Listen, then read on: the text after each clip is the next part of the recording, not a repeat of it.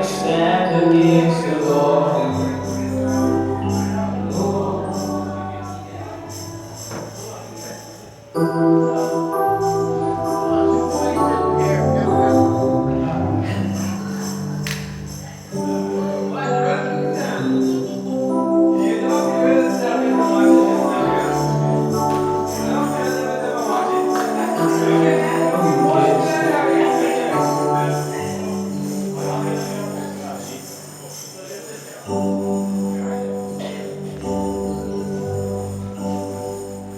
Who can stand against the Lord?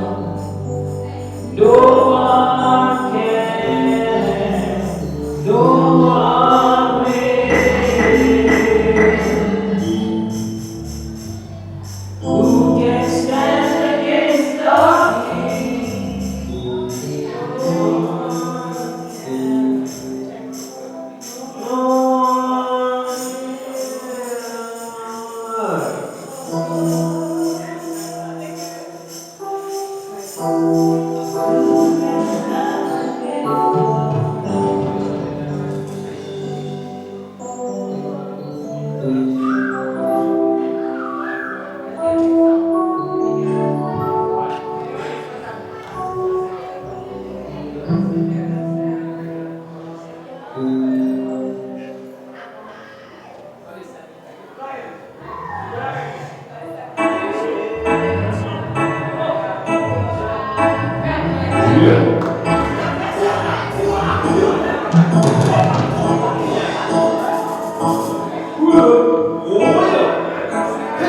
No matter what you go through, you can trust in Jesus.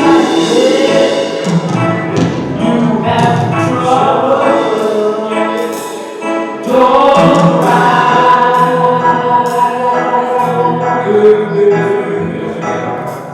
Just remember.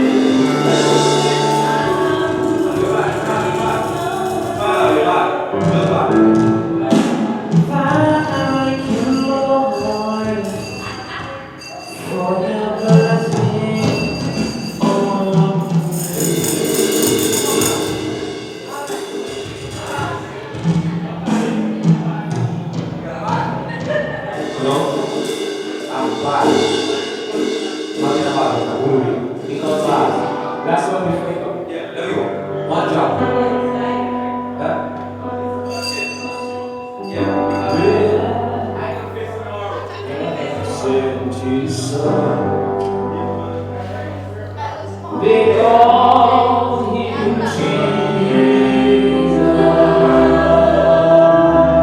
He came to love. He left for me. He bled and died.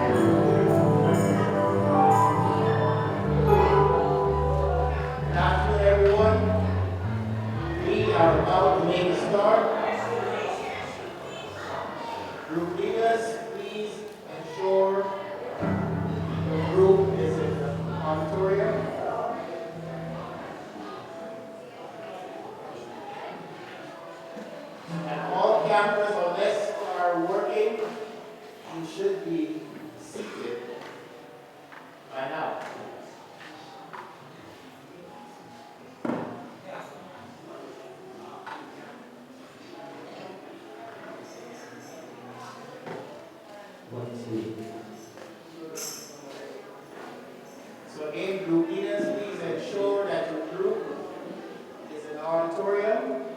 If your group leader is otherwise engaged, assistant group leaders, please ensure your group is where they ought to be.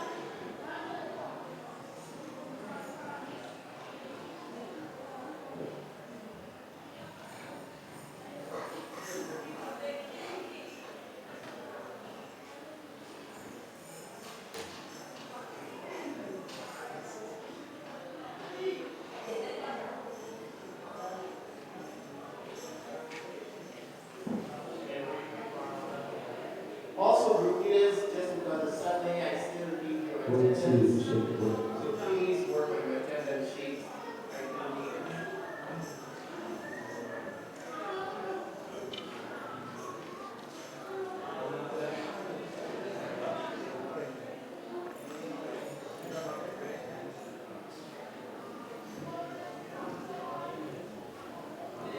All right, we are going to get started this afternoon. Welcome to the second session of the third day of youth camp 2019. I am hearing way too much talking.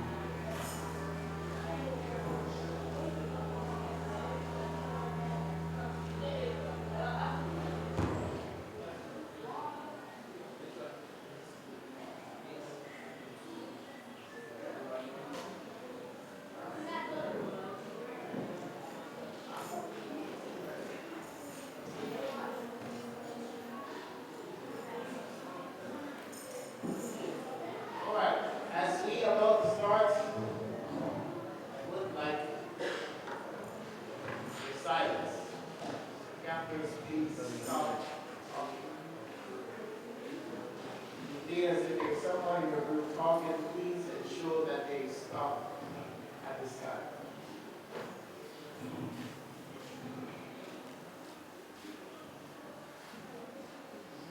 As I said, we are about to embark on our second session of day 3 of Youth Camp 2019. We are operating under the theme, Courage to Conquer. This afternoon session is a little bit different. I don't think we've ever done something like this before, and it should be pretty interesting. But to start all sessions, you must start with prayer. So at this time, please stand to your feet, bow your heads, close your eyes. And I would like two campers to volunteer to pray. Stand to your feet, bow your heads, close your eyes. Two campers. Show of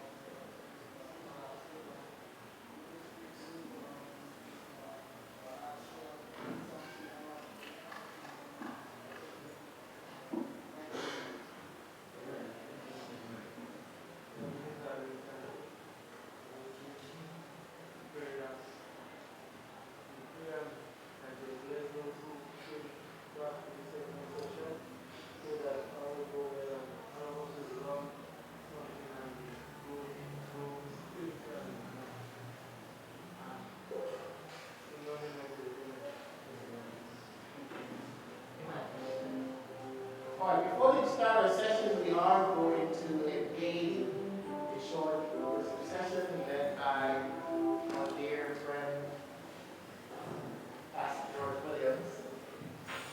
So please stand on your feet, and I would like to see some energy this afternoon. I think we kind of need to get some of that energy out. All right, so please worship us.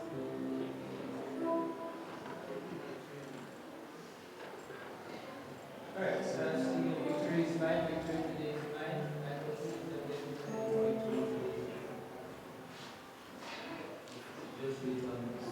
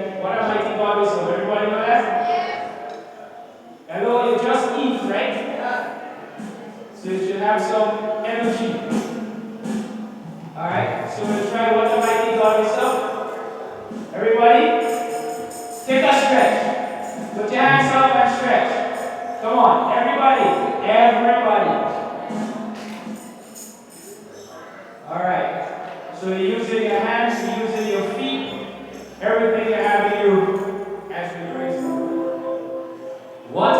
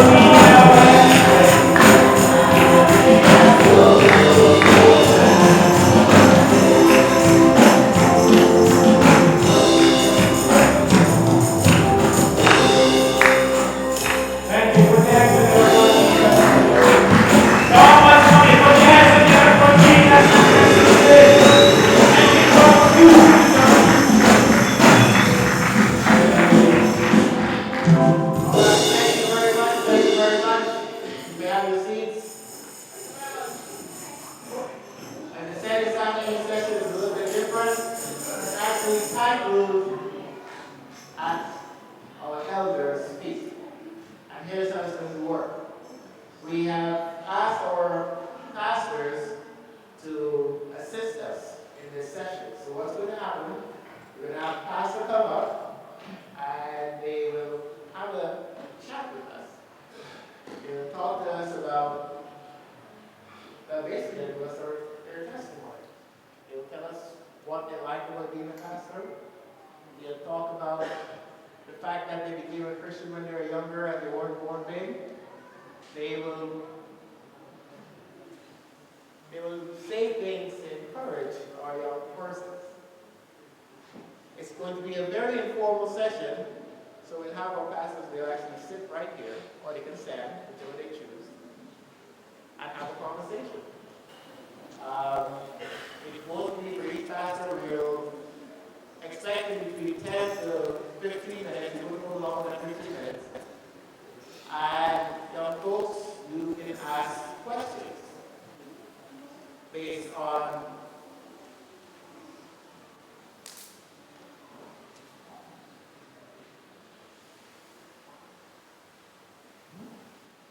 what you hear.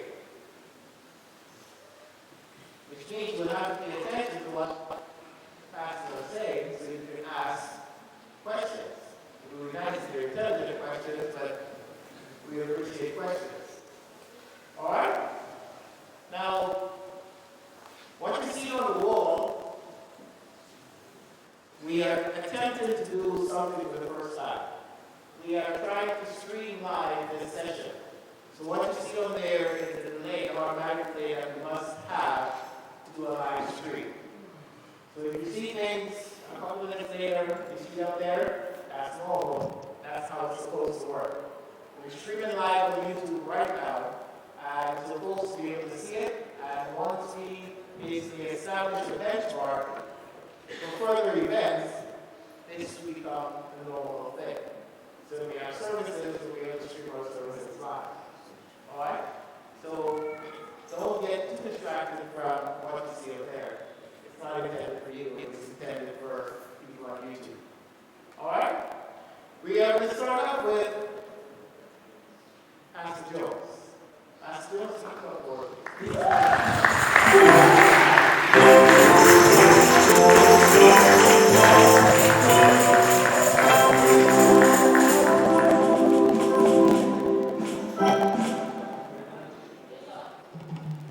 And also, too, you'll be wondering why the chairs are there.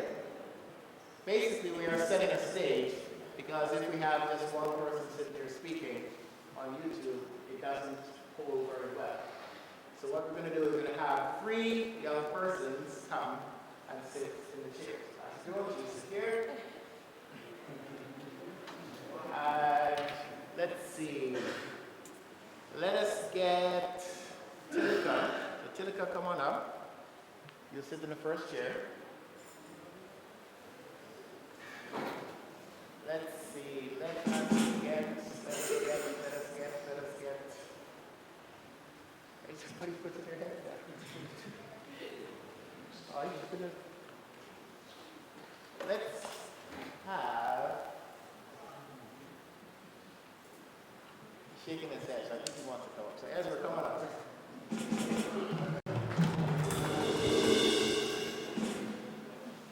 And let's see.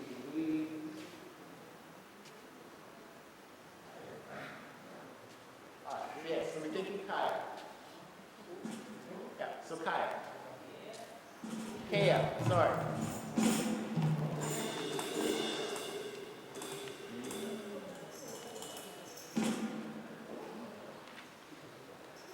Alright, so Pastor Gomes,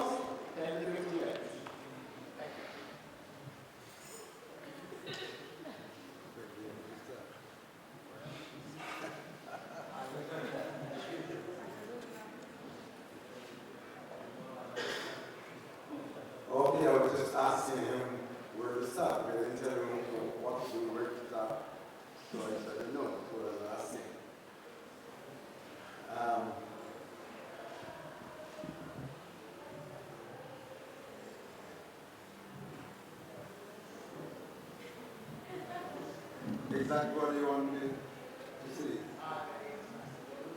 No, where to start? What part of my experience do you want? That's summary.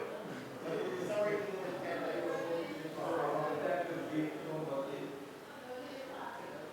Okay. I'm just asking whether what to do main thing. Good afternoon to everybody. And my name is Rachel Jones. And presently I'm pastoring at the Duquesne Bible Holiness Church. I got converted on the 31st of May, 1970. Let me see all those who were born at that time.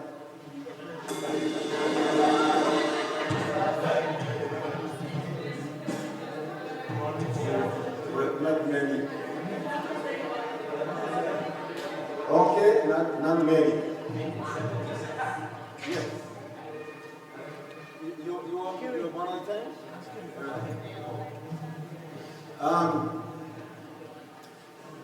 No, as a young person, I was involved.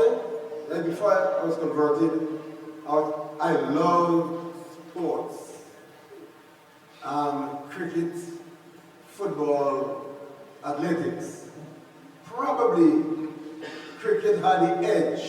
I said probably, but I also, used to play with my club, football, with my club. So after I got converted as a young person,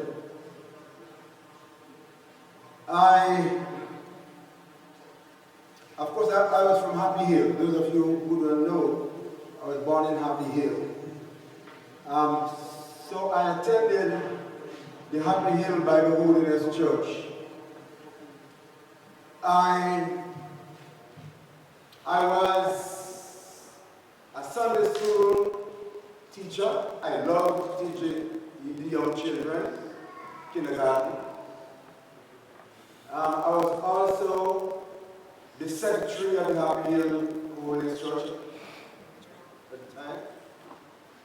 I was the youth leader at the time.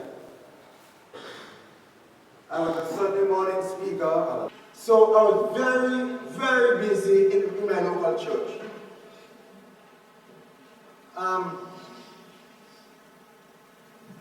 And do you know, I think there are a number, probably about 2 or 3 churches now in Shenla where I used to hold my outdoor Sunday school.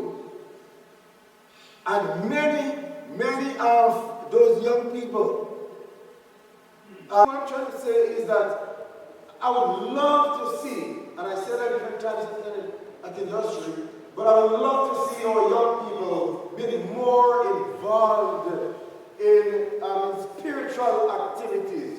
So you just not, you don't just get saved for getting saved, saved, but you got saved to do service for the Lord. So we want to encourage you to be involved in spiritual activities. You see what you can do for other people. Also, I remember as a young leader, young people's leader at Happy Hill, we used to go walking. So walking from Happy Hill to as far as Perseverance. And we were going from house to house, from Happy Hill to Perseverance. And you were witnessing them to people, going in the homes, praying for them, and so forth. And some of those experiences were really wonderful and fruitful. I remember in Happy Hill, there were 2 sisters who lived up on the hills. And everybody seemed to be afraid of those 2 sisters. The little hut, that son, you might probably know these 2 ladies. I don't know what their names now, but they were living inside the forest. And anyone who really trespassed, There was stoning them. 2 ladies. But we, and as a young people's group, I told them, look, we have to go, we have to evangelize them. We have to go on the hills, and meet with them and pray with them. So it was a kind of chance taking because we knew. You know what these 2 ladies usually do. But we went, and as soon as we reached, we introduced ourselves, and we told them, look, we just talking to have come with them and to pray all like this. And they gave us permission. So our little group went inside of that little house a little hot.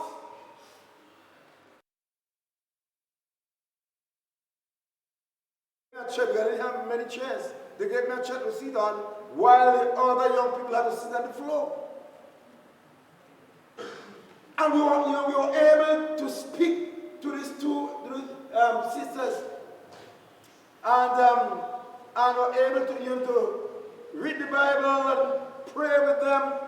And listen, these are some things I can never forget. That the Spirit of God came down in that little hut and ministered to these 2 poor souls. Seem to be forgotten souls. But the Lord helped us. And I can give you similar experiences. One came to my mind in Perseverance, when we entered that home. Again, how the Lord ministered to us. So I can't go through all of these things. But it's just so wonderful. What I'm saying is that God did not just save you young people for saving your sake, but He saved you to do service for Him. And do whatever you can do for the Lord. As young people's groups in your different local churches, you can organize. Organize to have, Sunday school classes, outdoor Sunday school classes, other activities. But you must get involved.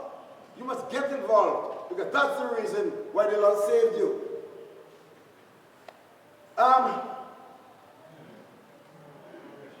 I did not have a girlfriend.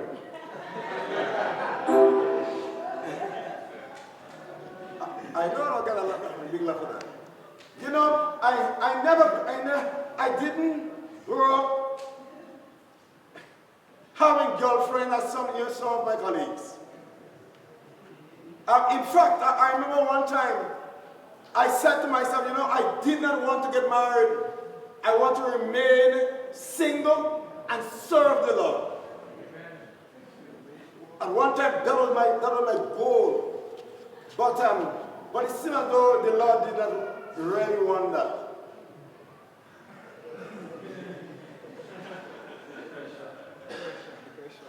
Fresh water.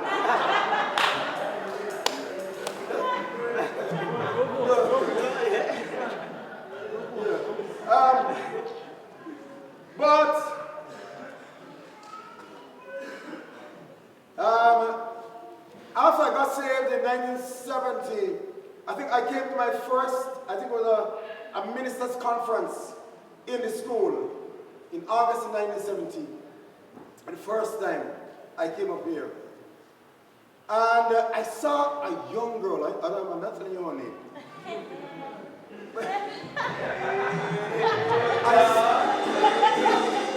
I saw a young girl. But and every time by the time the service starts, that young girl is on the floor, enjoying herself in the Lord. I said, I really admire her.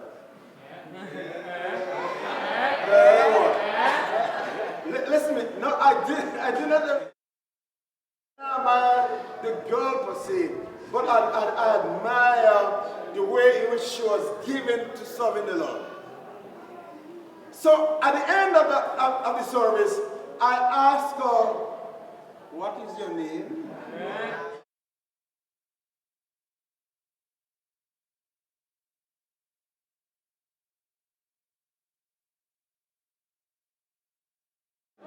So she told me her name, and that was all of it.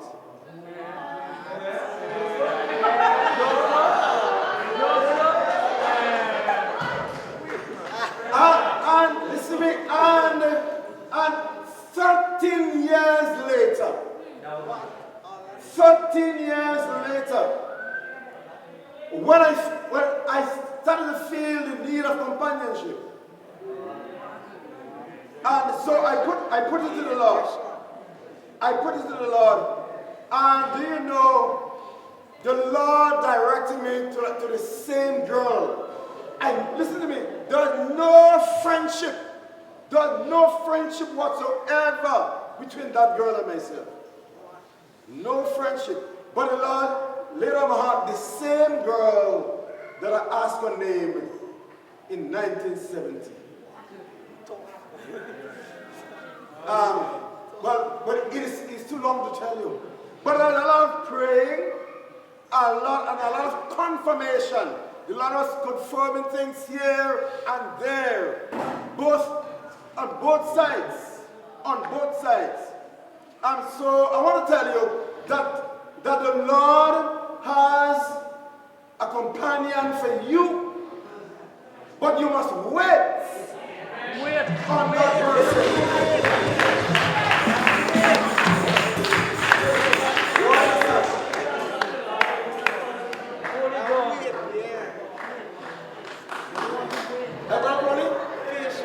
Wait. How you spell wait again? W-E-I-G-H-T. W-E-I-G-H-T. Wait.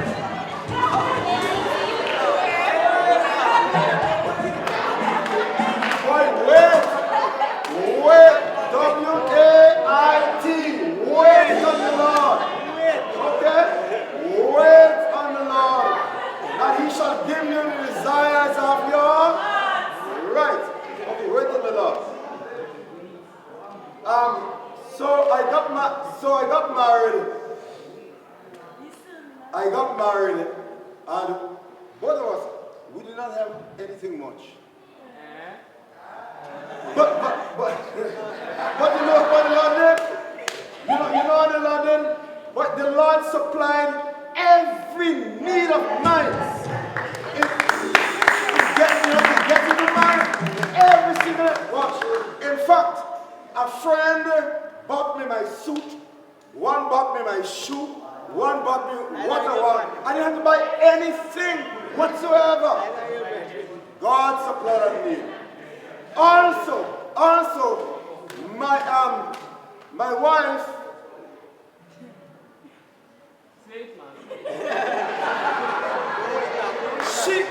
she had some friends in the States. They also supplied her needs. So she didn't have to buy things at all. They said everything. So listen, when God is on your side, he's on your side. Okay? Where to go again? All right. So we got married. And after we had 2 children.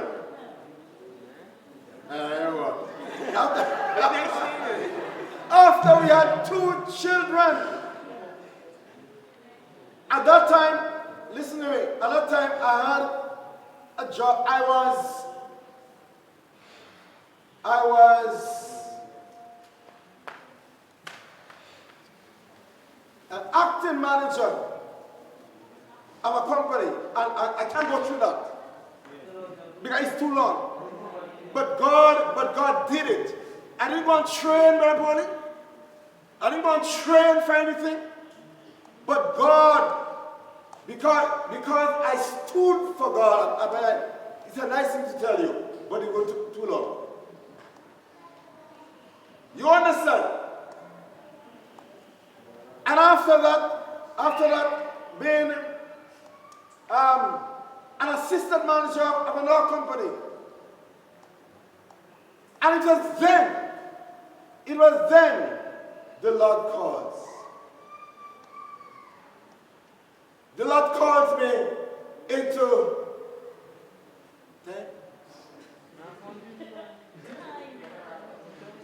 the Lord calls me into full-time ministry. I cried.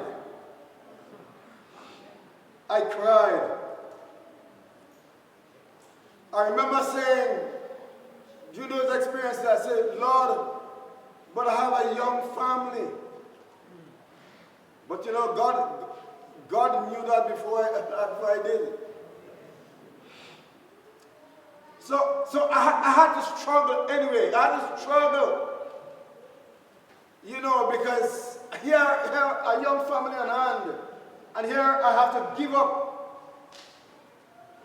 all to go and do the Lord's service. But God gave me the grace.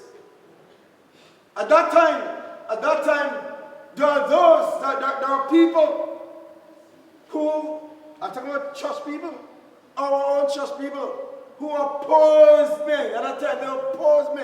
And probably I can understand, because I don't think we ever had that in our church in Grenada. But I was opposed, really opposed. And plots were made, against me. You hear me right? Plots were made against me. At that time, Sister Rich and Sister Luel, and I did not even know that Sister Rich and Sister Luel, they were the founding missionaries for the younger ones. I did not even know that they were getting ready to return to America. But did God know? Also, God was calling them back to America. And God in His wisdom at that time was calling me just in time to take up some responsibilities. But, huh? Oh my. As soon as I'm about to get into the gist of things,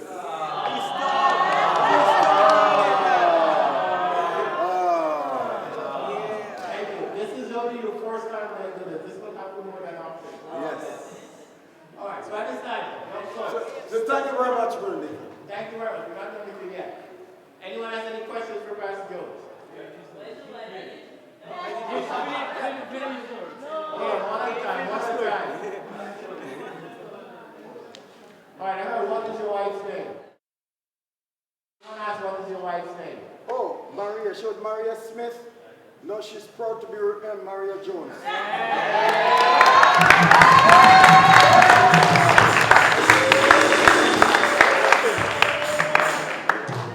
All right, what's your question? Sorry? The ring. The ring. He was asking if the ring is a gift as well. Oh, all right. Well, if you know, according to our bylaw, you're not supposed to have a wedding ring. The woman is not supposed to have a wedding ring. According to our bylaw. All right. But so we did not get married with wedding ring. But afterwards, my wife, according to our experience, she had a son. My wife felt. Let me give you the experience. No, you can't stop it.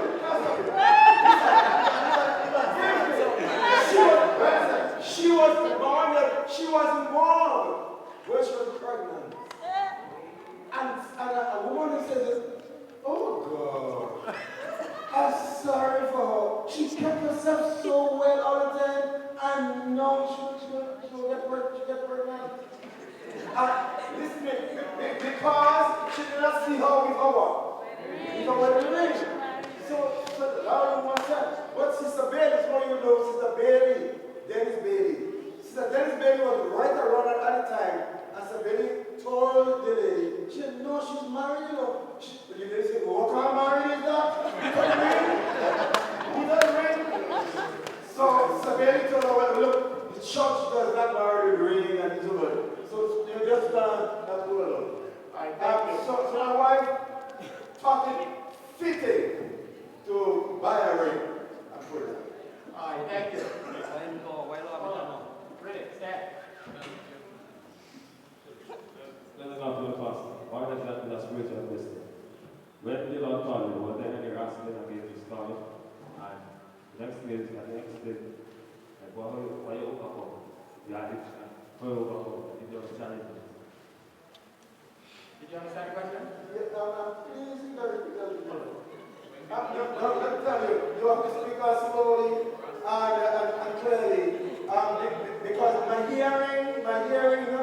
is good. You understand? I've been telling you know, the church go that different time. And some I don't get it. Alright, he's going to repeat it. Yes. I ask you, when you have the voice of God, when you call him, whether you're asking against his will, I mean, like you call him over and your addiction before, then I explain how you overcome. And the addiction to what? I think that's in your addicted to sports. He's saying, when the Lord call you, were you wrestling with the call? Oh, And yes. how did you overcome? Okay. I was listening again. Now, when the Lord first called me, while I was in sports. Okay, while I was in sports, and the Lord called me, I had to wrestle. Because I was an all-rounder on the team. And I remember we were supposed to play GCC, we were in a cricket club at the time. And I decided, look, I have to obey the Lord. I'm not playing cricket again. So that Sunday, the 31st of May 1970, that Sunday, I lay on the floor home with my Bible, reading my Bible, and I said, I'm not going to play. I want to obey the Lord. But around that time, the captain of the team came home because he didn't see me. And he asked me, he said, what happened, Jones? You're not playing today? I said, no, I'm not playing. But he was surprised. So he said, what happened, Jones? What happened? And I told him, look, I'm not going to play. He persuaded me. And then I said, okay, I'm going to play for the last time. So I went to play. And in Tantine, when the match was being played, that was my worst match ever. That, my brother, because when I bowled, you think bowled first, and I was a bowler. When I went to bowl, I didn't get a wicket at all. And when I went to bat, when it was my turn to bat, the first ball outside the off stump, I want to pat it up. As far as I remember, I did not play that ball. But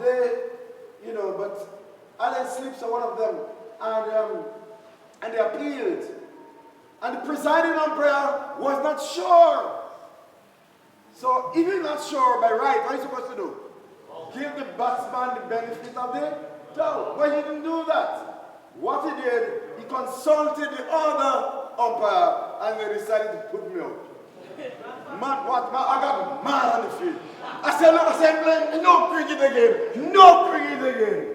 And I walked out of the field, and that was my last match. So I went, Brother Nathan, from there into a fair. We had a youth club in Happy Hill, and we had a fair that same Sunday evening. So I went into the fair. Listen to me. I went into the fair with all my cricket garments, and I was helping sell. I remember popcorn and so on and so forth. And noise, a usual thing, noise in the fair. And while I was there in the midst of all the noise, the Lord spoke to me.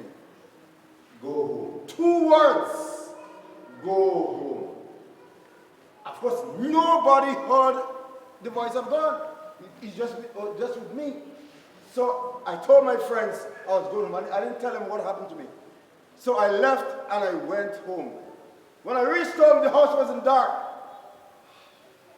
But I knelt down on a chair that night, 31st of May 1970. I knelt down on a chair and I started to pray. I said, Lord, because I know how to pray. I mean, yes, I was a Roman Catholic, but I didn't really know how to pray. So I said, Lord, help me to be a better boy.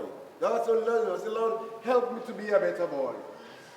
And Kodisha Nathan, there as we see the little song, heaven came down and glory filled my soul. Right there, the Lord saved me. All right, thank you so very much, Pastor Joe.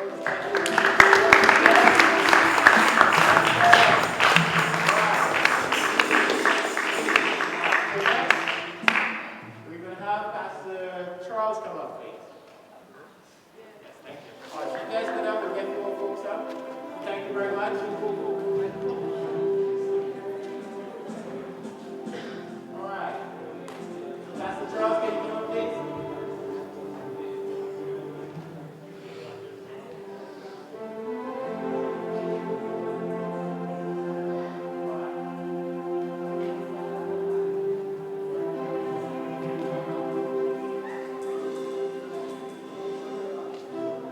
Miss Moses?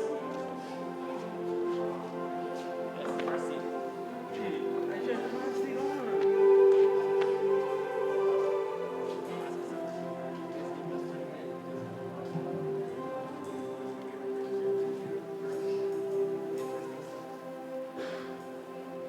All right, so please give a big round of applause. This is our general session.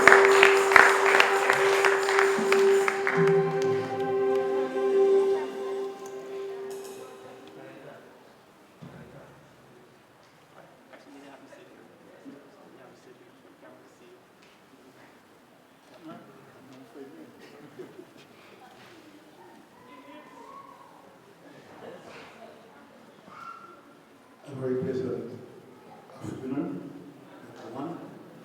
Thank you, Marjorie, for affording me to sit here this evening to give a little life story, so to speak. First of all, I did not grow up in a Christian home. My parents, of course, when everybody will accept them as chance, okay? Is that okay? And I'm from Upper Capital, West Go. Yeah. Residing in a place called Waco. Oh, yeah.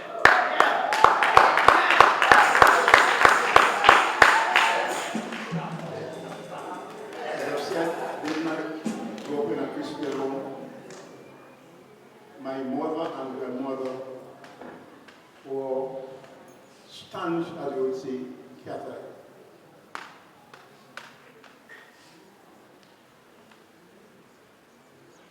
They were not educated,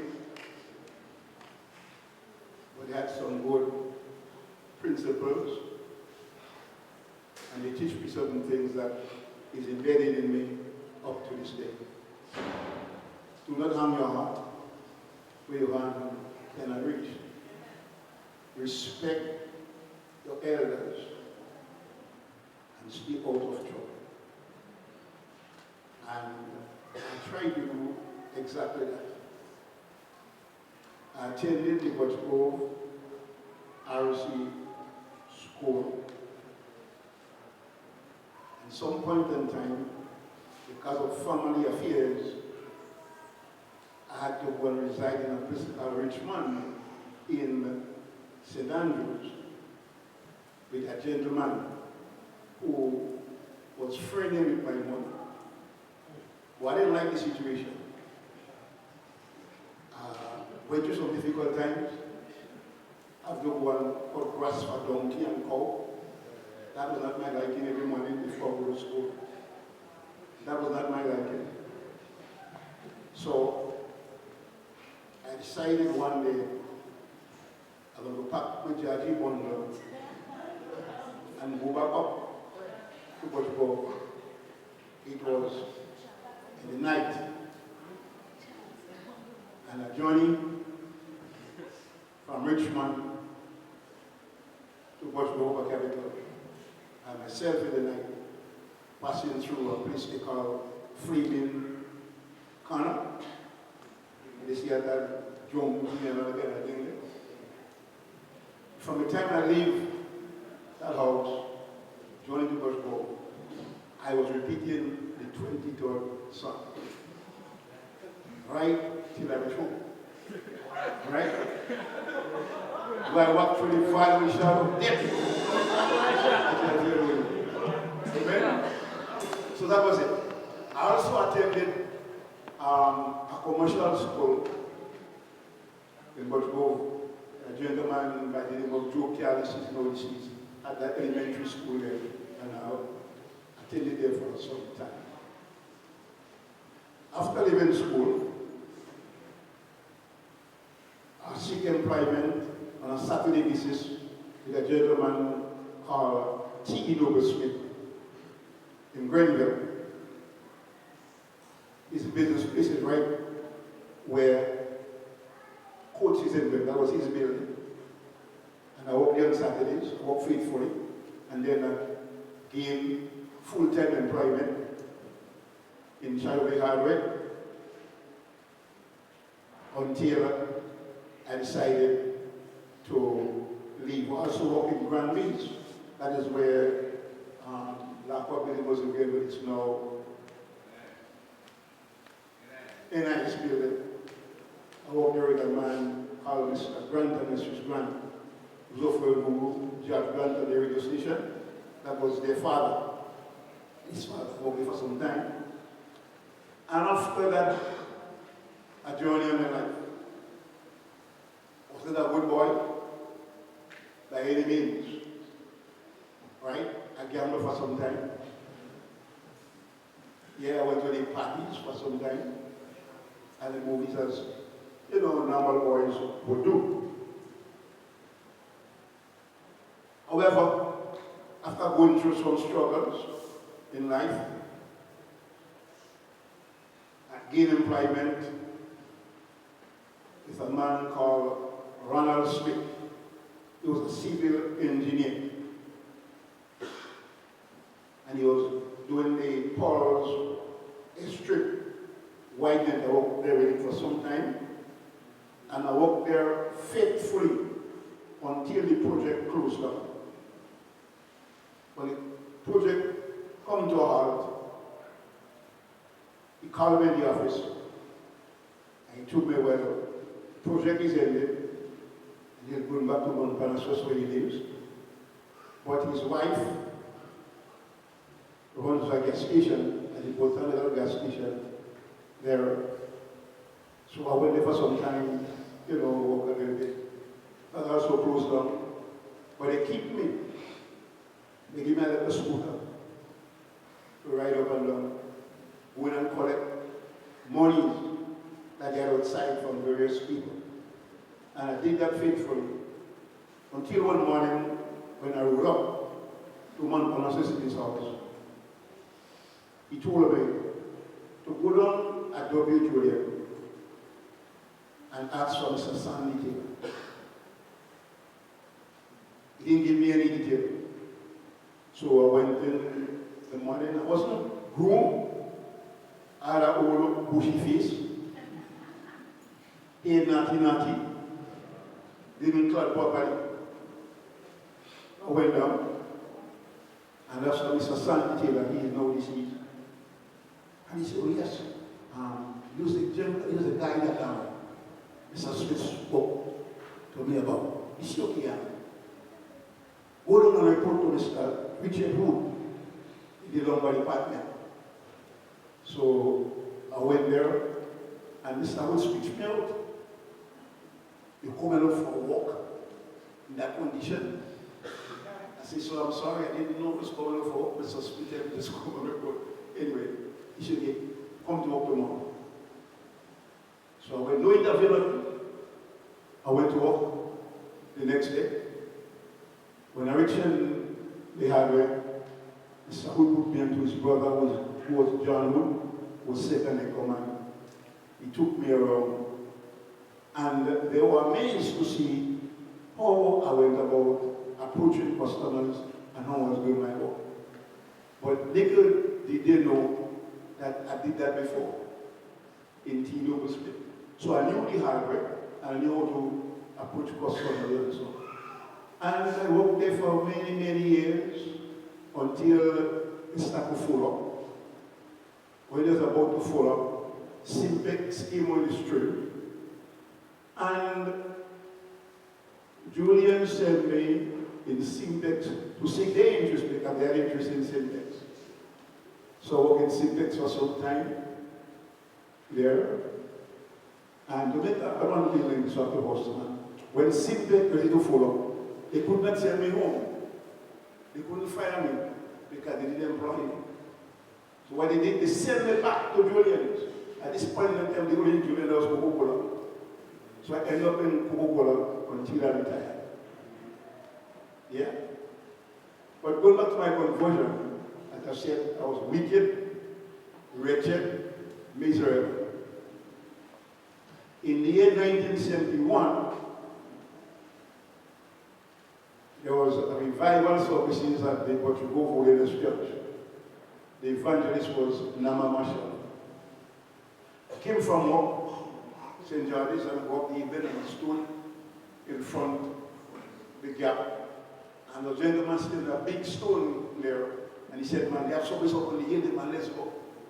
I said, no, none for me, not going. But I couldn't go home. I had to go back to the church. So I went to church that night, not with intention to get saved or anything like that. And I sit in the back seat there. And let me tell you, it was about the carnival season. Those is the carnival, January, February. And I was the king of the jab. I used to play a real bad devil mass. But the Lord spoke to me in the revival service. Yeah. Start speaking to me. I went to the altar. I prayed. Asked God to forgive me of my sins. To wash in His precious blood. And thank God He did. Sunday morning I get up. Dress my children, Wendy, Junior, Glenn, and Ricky. And I brought them to Sunday school. 3 more minutes. And I did that religiously. Make sure that I was in the school and the body. The Lord delivered me from sin, He set me free. Amen? And I attend prayer meeting, I attend worship service, Sunday school, and the Lord began, to give me the push to go on. The late brother Mans, some of you may know him, would have known him. He said, see this man, he mean business. I know what he mean by that. But when I get converted, I take out the old bushy beard. Yeah? I call the old bushy beard. And I used to smoke a briar. You know what's a briar? A pipe that had a nice cover on it. And I used to smoke the Chinese tobacco from my burner. Get real sweet aroma. Yeah, that was that. Yeah. But God delivered me from that. God delivered me from that. Right? When God saved me, I was walking at Julian's. The boys knew what I want. We used to go in commands in chapel in Carolina and drink every evening. Yeah? But when I get saved, things change. I stopped going to the chapel. One of the guys from South Africa was calling Bushy. He liked a cigarette and he out on my face. And what he expected to hear from me, he didn't hear that. I said, thank you, Jesus. He was expecting to hear because that I used to do in the past. Amen? But God delivered me. What I'm saying to you, when God saved you, He saved you inside out. Everything about you is changed. Right? Going on with the Lord, I remember walking upstairs, Julian, one of our former superintendent, his now deceased, Max Akoff, came up upstairs where I was, as I was in charge of the upstairs department, with lumber and plywood and all sorts of things, teeth and tacks and whatnot. And he said to me, Brother Charles, the God's going to use you now. We have to keep them humble. That's somebody. They're not going to use you. I said, thank you, brother, if you proved it there. At the time, I do not know the time to endorse me as pastor. They have a business meeting as we do during that time. Amen. And many of the people in the church oppose because he just come and he made him pass. It was a struggle, but God helped me through. Amen? Going on and on, after being pastoring, I had to pastor 3 churches. Bondon, Butchgrove, Grand Baptist. I had to cross a river when it's raining, you know the Butchgrove River? When it's raining, I have to pass out Astain to go up to Mononam. We said we have to cross 2 rivers to get to Mononam, but I did faithfully. That's a charge of You know, okay, thank you. What I'm saying is God blessed me. He helped me. I was opposed by people of my own congregation. Some of them accused me. They brought me for a tribunal for ministry, doing good. But here am I today, still standing true to the Lord Jesus Christ. Young people, let no man despise their youth. You're an example to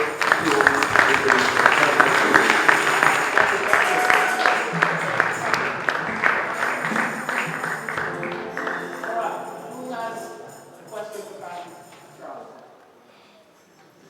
Any questions?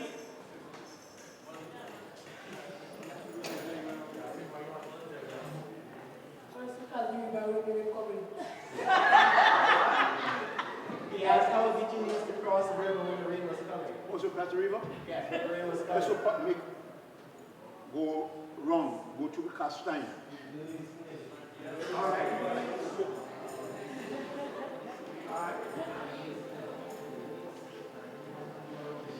The greatest accomplishment is becoming a new believer. And this is your it's an experience.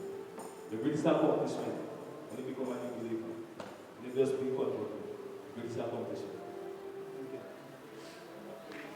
What was my greatest accomplishment? Yes. Since you went, you got converted. Well, all that I did, my dear brother, was not for Septimus Church.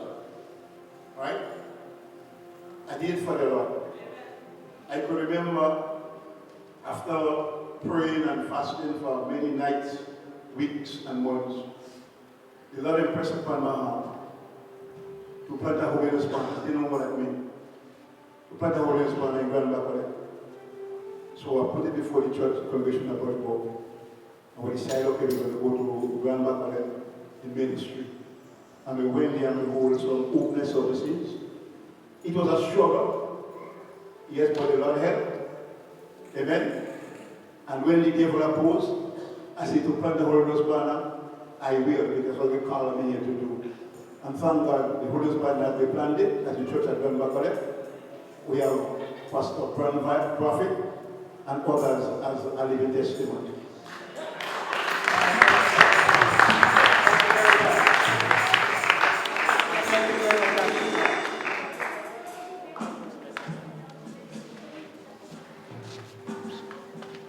All right, at this time,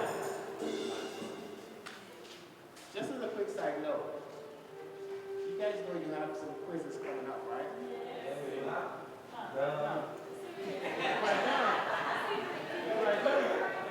Somebody make a note that he said no. So when the questions are being asked, we'll go to stop and what here today. All right. Next we will have Pastor Robert. Pastor Robert, can you come up?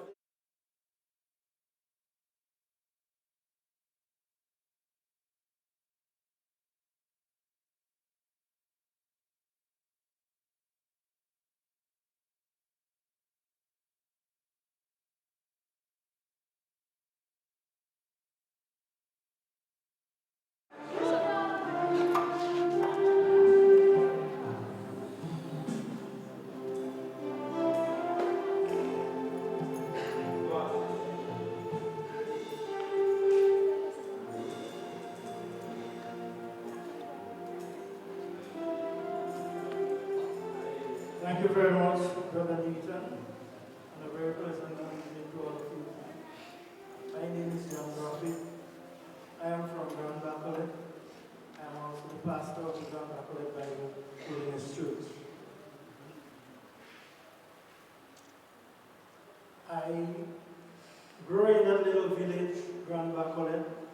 It's called mainly Kuma in the area, or a little hillside close to the church there where they call the Bahamas. They call it the Bahamas. That little area was only 3 houses there. Only 3 houses there during my time there. And I grew with a very hard-working father and mother. People who burn coals, work garden, they work on estate. I grew as a young person growing up working hard. I was not encouraged to go to church. When Saturday and Sunday come, all I knew, go to the garden. Where you have Hope City now, my father had garden all over the place. He had a place they call John Peary, he had garden. La Pointe, some names here you may not know. That is what they call Hope City now. Minere, my father had garden. He had his own land. My mother had her own garden, although my father and my mother at times were living together. But everybody had the garden separate still.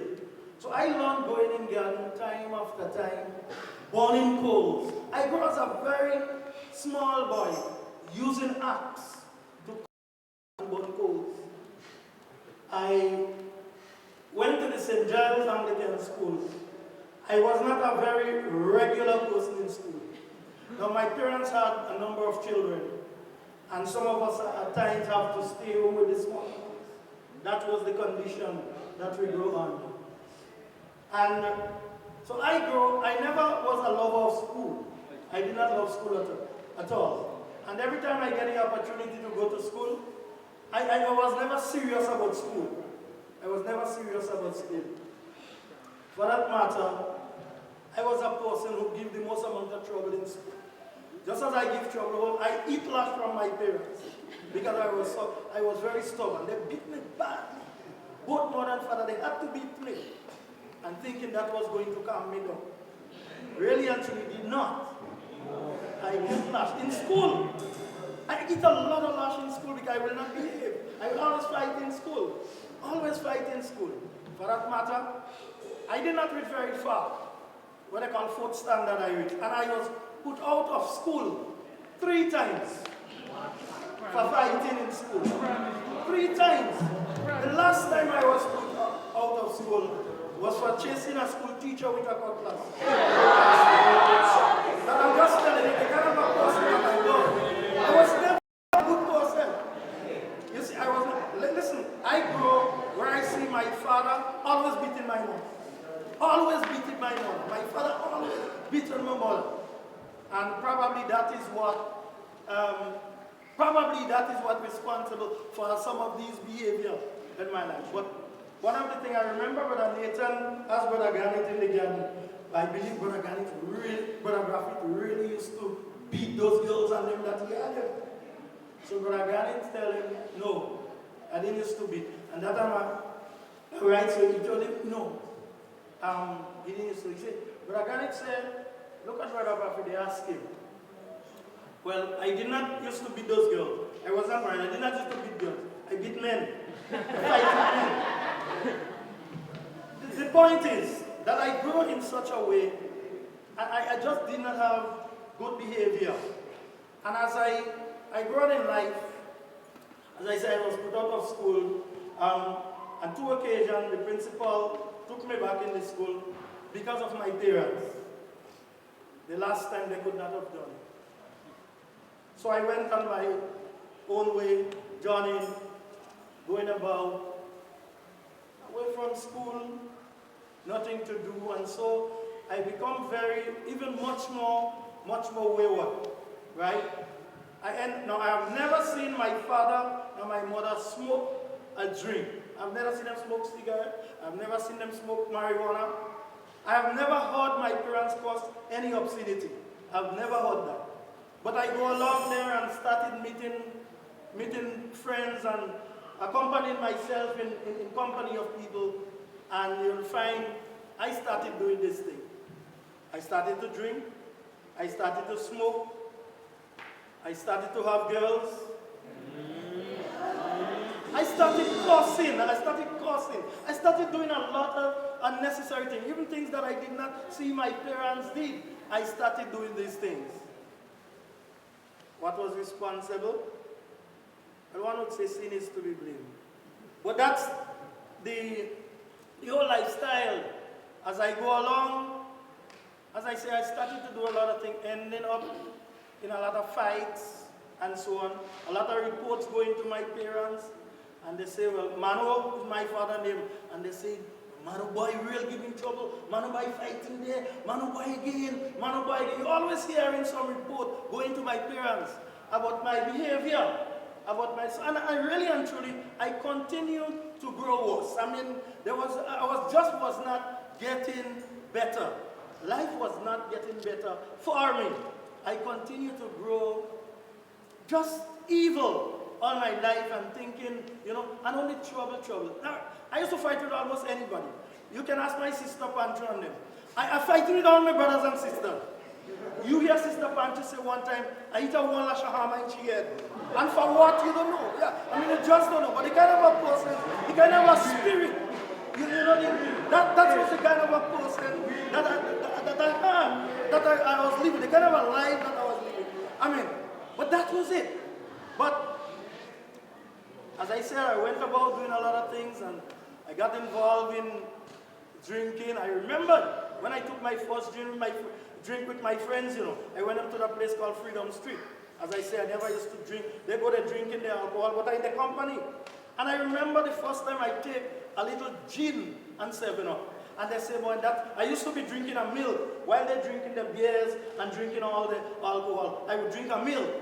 But there's one day they said to me, man, Jerry, listen, gin is not a bad drink. And they say if you mix it with 7-Up, that's okay. I remember when I took that first drink of gin and 7-Up, brother, it was a downward trend for me.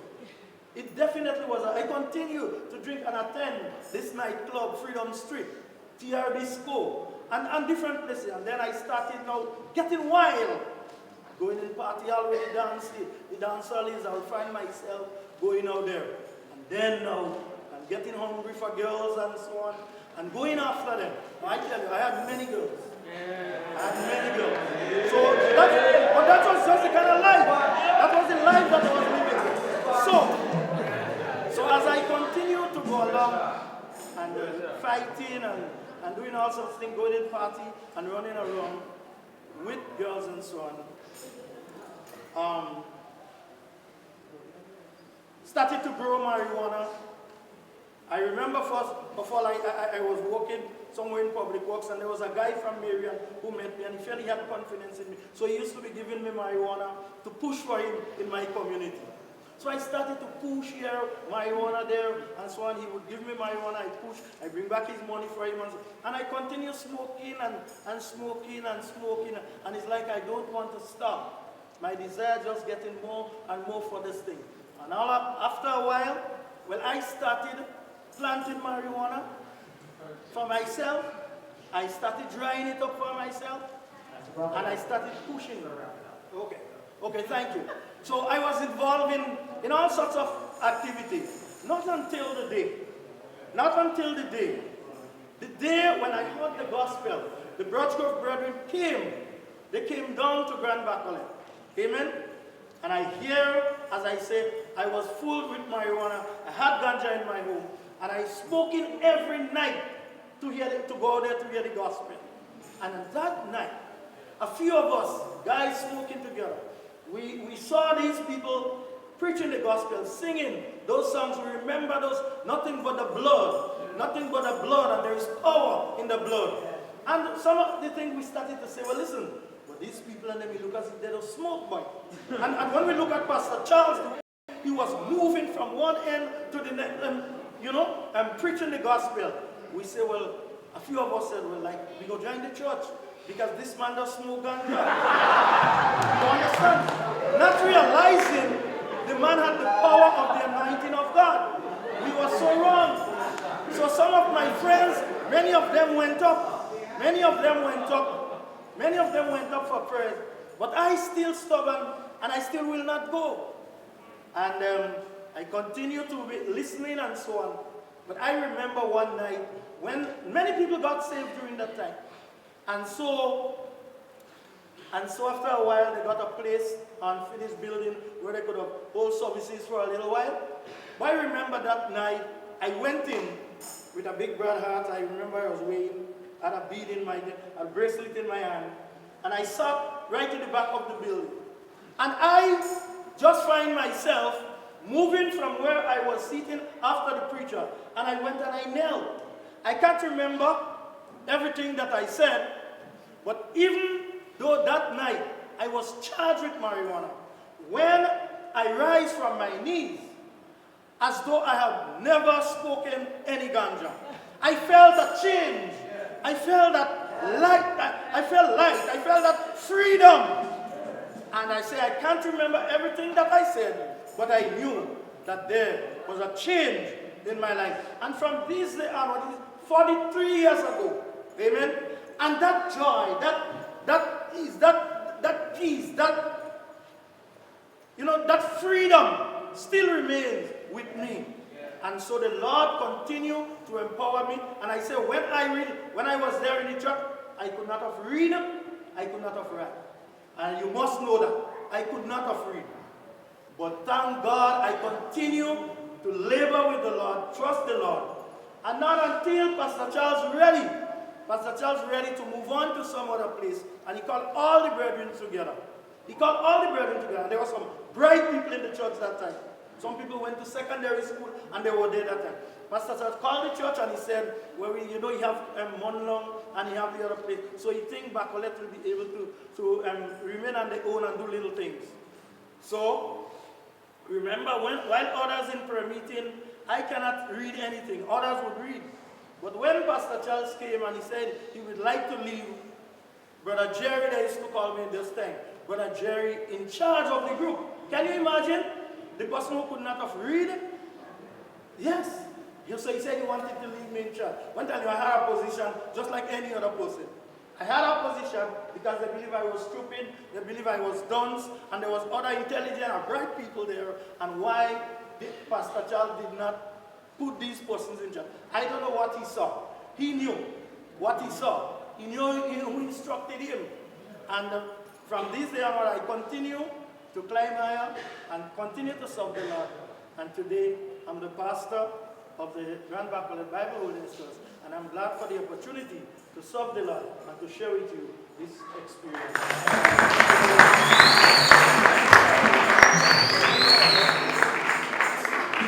All right, good job.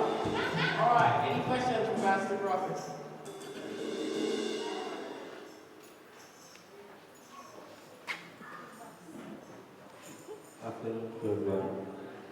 After Pastor David, he said he used to smoke and drink. The first time is how did you get over smoking and drinking? Because my community here, Pastor time say they can get over smoking and drinking. So my question is, how did you part of it? Well, brother man, really and truly, you know what I believe? That there is no need to tell a person stop smoke and stop drink. There is no need. You wouldn't reach anywhere with it. Telling a person stop smoke and stop drink. I don't go out on mission and tell nobody. I know what it means. Nobody could have told me, John, don't smoke ganja. You couldn't tell me that for me to believe. Because ganja have something in it. Don't believe that it might be a pleasure for a while, but there is something in it that put you on a height. And nobody could have gotten me to, because it gives you an extra zeal. If you're on the dance floor, it gives you an extra zeal. Whatever you're doing, it puts you on an extra zeal. But my brother, I could not do that alone. And I was not going to give it up for one moment. As I deepen myself in the Lord, I lose myself in the Lord. That is what I had to do. Continue to ask the Lord to take charge of my life, and then I lost the desire for it.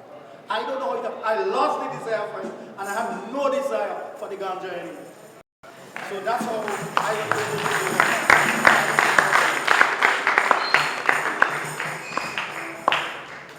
Thank you, Pastor.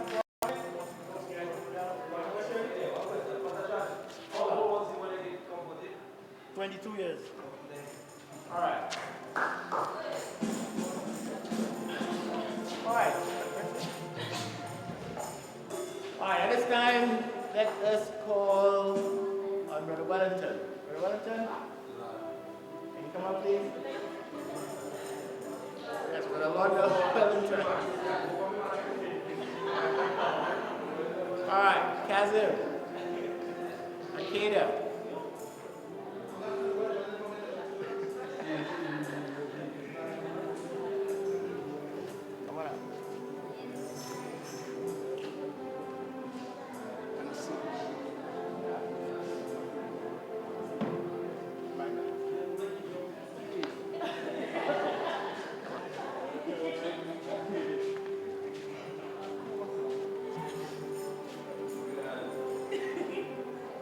afternoon.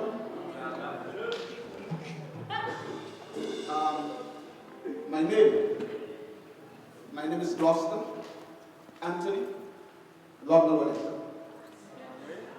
Gloucester Anthony Lord Wellington. I give all my names because different people know me by different names. Aren't you glad that life is not how it starts, but how it ends? Sometimes our lives are on a particular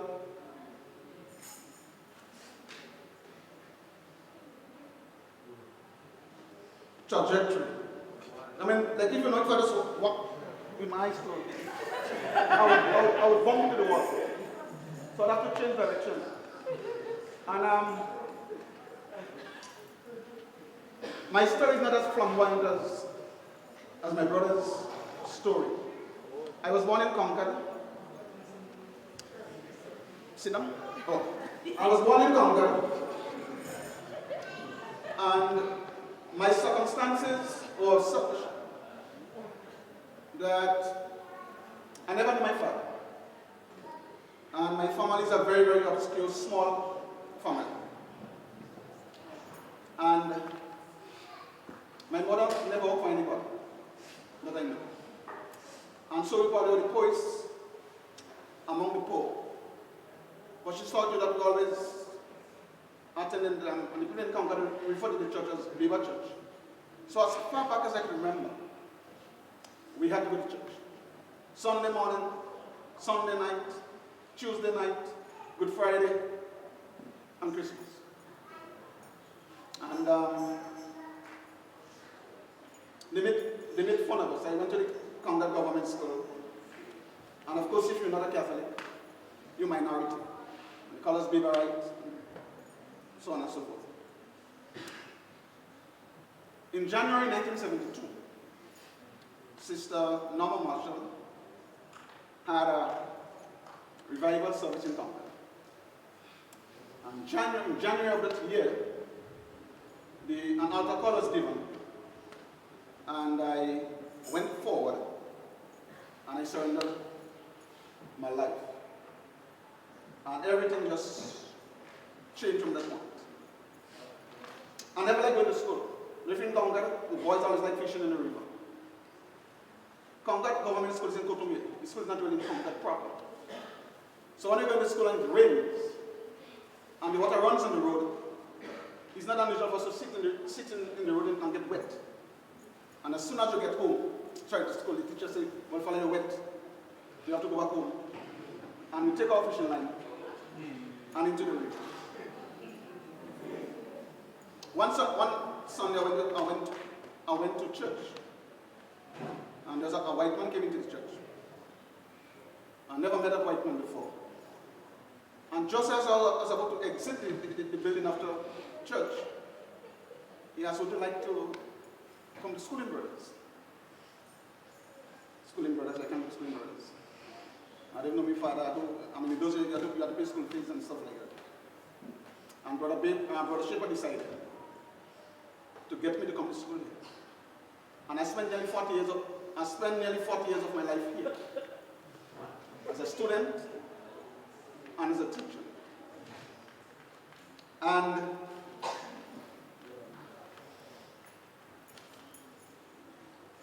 Brother Shaper's wife, Sister Shaper, saw me through school, paid my school fees, and came to school. And I did whatever needed to be done in the church at Concord. I'm still the janitor. I still would have to go and open the church on a Sunday morning and then go pick up Brother Chase where he lives and come back. And there's a time when Sister Noel, that's Bissy's grandmother. Right? Bissy and another them come to church with his grandmother in Concord. Sister Noel left the church. I think she went to Miss Richard. I'm going to get in the right chronological order. But Sister Noel left. And Brother Arjun and Antoine had to share happily with Concord. And there's a time when Brother Arjun and I'm still hungry. Brother Arjun and Antoine could not come And the responsibility rested on my young shoulders, that's my mother, on my young shoulders, to carry the work in comfort. And I tried to do it faithfully. And in the process, I've picked up a lot of wisdom. So I've never smoked marijuana. I never really desired to. Older people than me have given me alcohol to drink, and I drank it. And that's another story. But I'm very, very glad that I made a choice. And I am proud of my heritage. I never liked missing a camp. I would always come to camp in this camp. And people as Pastor Smith, and Russell, and Pastor Charles, Brother Antoine, was a person I always admired and always appreciated him. I rode many, many miles with him, going to some church service. And this really positively impacted me. Yeah? And I'm married. I have a daughter.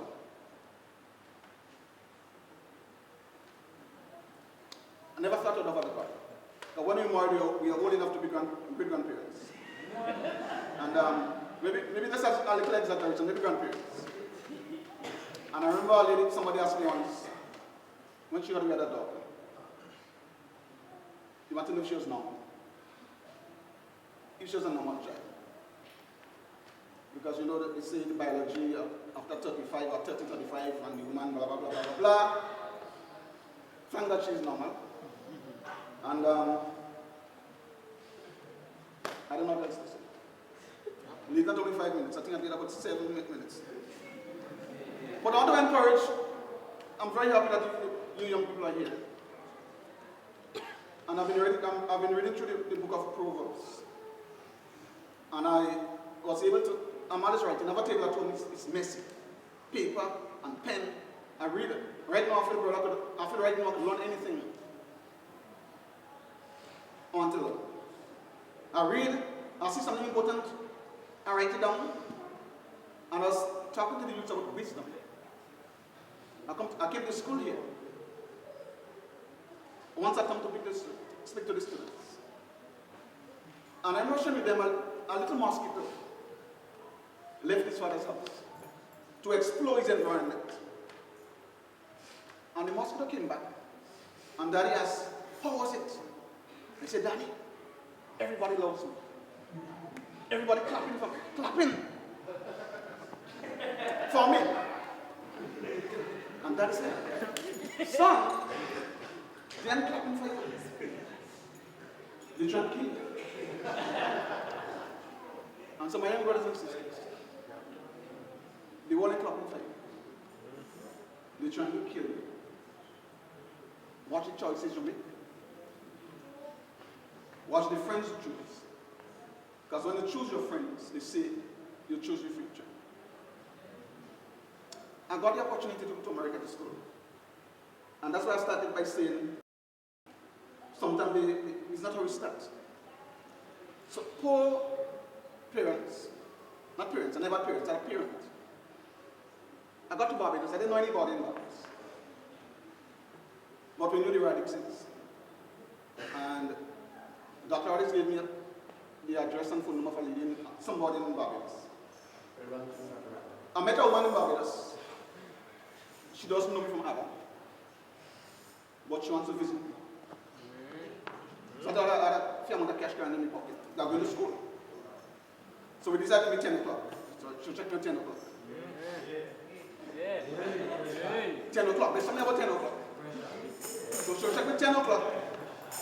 My flight was 8 something. When she checked me, I was gone. And I look at it. I spent my life as a teacher. And to me, what really messes up the youth's mind? You all end up applying wisdom. As I read somewhere, you create your own storm, and then you end up blaming the rain for waiting. So your wisdom, choice. You cannot choose to follow the Lord and go wrong. You can't. Thank you. May God bless you. I hope you have a very, very good camp. Enjoy it, and may God bless you, and guide you, and show you grace upon you.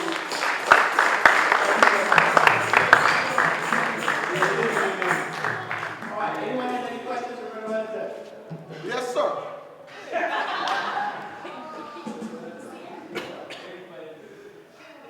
right, stand and ask the question. You said you was here for 40 years. Almost. Huh? We don't want. Okay. Remember I told her I didn't like school. Yeah? And also sit in the road and stuff. So Mr. Ship, when I met Mr. Ship, when I met Brother Ship, I came to school here. And because I was bright, I spent 6 years in school. Well, actually, I spent 4. We had found 6 in those days. Yeah? So I graduated after 4 years. And I went to the 2 years of advance. We wrote general paper, economics, history. And then I taught here. I came at 16. I left at 26. And I came back and I spent almost the last 30 years here. So that's almost 40 years now. All right. Anyone else have a question? All right, Brother Wellington, thank you very much.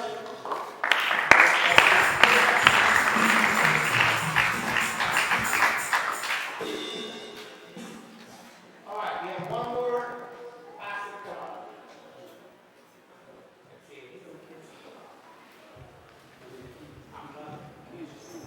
All right, so let's see. Let's get Brother Alan.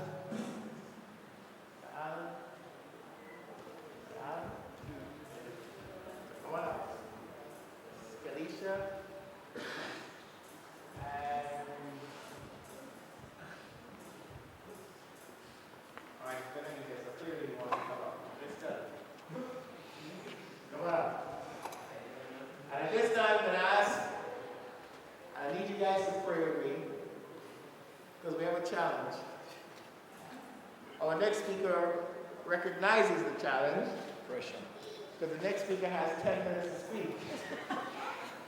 And this speaker has a challenge of speaking for short periods of time.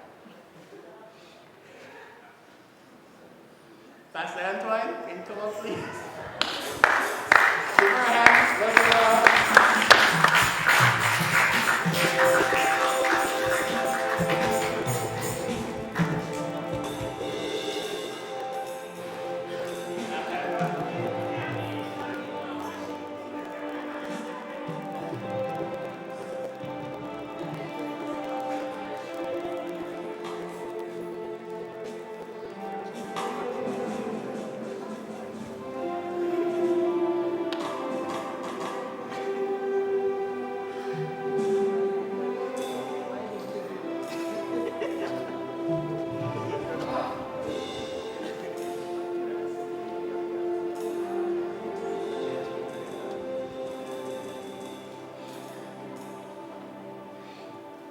Okay, since it's a very short time now, I'm going to just say good afternoon to everybody. It's only little day you want to see. Alright, my story is a pretty long one. That's why I told him I don't want to speak. It's a pretty long one. And I would have preferred not to say it. But for the sake of God, there are things that you will learn from what I speak on the positive side. You will get a lot of it. I am not sure how far I'm going to reach, because it's already pretty late. However, I say to you, as a child, I grew up in St. George's, and I attended the school, which many of you would know, called the and we were there, attended that school, and after a while, thought we had to put it down because they were having some problems with the people who were in charge of the school.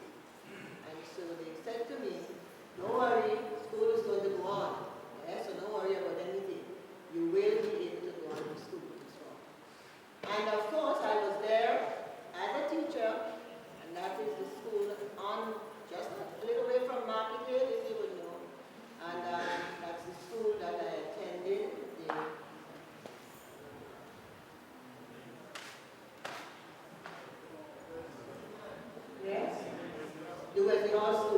was the old school. At that time, there was a gentleman from Barbados that was in charge. And so he left pretty early, and we all had to take him to see exactly what we could have done. And so, there was a woman there for quite a long time. They decided they would put her as the main teacher, and I would be the second. But very often she would be sick, and sometimes she would just be found crying in the school. Nobody knows what happened. She would only say, well, she's tired and cannot go anymore and whatnot. So I was asked by the school, the church, that is the times of the church. They said to me, that is the man in charge, he said to me, Mrs. Antoine, and at that time, strange enough, it's an Anglican school, but every single Wednesday, I had to go to the church and teach them the Bible. Every Wednesday. And one of them said to me one day, Mrs. Antoine, you lucky? We never put none people like that to come and take care of the kids and so on. We never did that before. So I didn't know why they did it. Even the biggest man there had to come and sit there to listen to me when I spoke. And so after a while he said to me, Mrs. Antoine, we can't tell you otherwise, but keep coming. We are learning a lot. The teachers are saying they're learning a lot. The children are saying that. At that time, before I took over, children used to come with pencils. Yes? Pardon me? I was this. I was what? It was Sandy at the time. Oh, you mean my name? Yes, it was Sandy. It was Sandy. See, I'm telling you, my head is failing. So I could put everything, you know. And yes, that was correct. That was correct. And so, the teacher would say, Mrs. Antoine, I mean, I don't understand. We could have called Mrs. Antoine long. I said, Mrs. Antoine, Miss Sandy long to come and be in the school, and it's not the school, the church. And I said, well, I don't belong to the church, so I cannot just want to take over the church. However, they allowed me to do the service in the church every single week on Wednesdays. And one day, I said to two ladies, they were coming up, and of course, they were asked to get ready for communion. And this man and this woman, they were both from River Road. And I saw them coming up as brisk as ever and whatnot. So as they were passing, I just said, he that eateth and drinketh unworthily, eateth and drinketh. And I know I'm sure many of you know that verse. And I said it twice. And both stood up, the man and the woman. And the woman said, so you just stall people from going and taking communion? I said, I didn't hold your feet. So I said, why are you saying that? She said, well, oh God, we want a little good, but we feel a little good, so we're going to take a little communion and so on, so you could have just leave us. I said, listen, I gave the scripture. I didn't give anything else. So they were telling me afterwards when we finish off, but quite honestly, believe you me, from today, I am not going to take that thing. So I said to the lady first, why is it that you don't want to take it? She said, well, Mrs. Andy, let me tell you this. I know the way I live you. I'm telling you facts this evening. I know how I live you. And believe you me, I should never be going up in front there to take that thing. And I said, so why were you going? She said, well, I just see man, he's sitting there. So I thought I would go up and get it. And do you know, right where the hands have been turning around, and where the priest stand up right in front there, she just stood up and she spoke to the man, and they both just sat down in their seats. And forget if they were going up for them. They forget all about it. So at the end of that, now we have to come out to walk for a big meeting. And I had to take them up with the bus and so on. I never drove a bus, but I must say when I got my license, I got all class change anything. And so I said, all right, let's go. So the girls keep saying, I said, you sure you can make the girls reach up walk? I said, come on, man. The police give them, you could ask me. You're crazy. If you ask me that, the police give me a show you everything, So I just listened. I said, come on. Absolutely nothing is going to happen. The gentleman who was about to marry me, he said to me, why are you taking this bus to go with you? I said, excuse me. I was asked to do it, I can do it, and I will go with it. When we got to Guam, well, it was a big joke because every single one of them were laughing. Well, how is it that you end up here with a bus? I thought you were going to take a little mini bus to go with us. I said, no, one comfort in the bus, so you can take the bus. And we got there, and I leave that back. We came back down, and when we came back down, the minister over in the church said to me, you made it, Mrs. She said, you made it, Mrs. Antoine. And I said, sure. I said, I didn't want to fail the teachers, so I just thought, we go with the bus and so on. Following that, yes, quickly, you wouldn't get much as I said.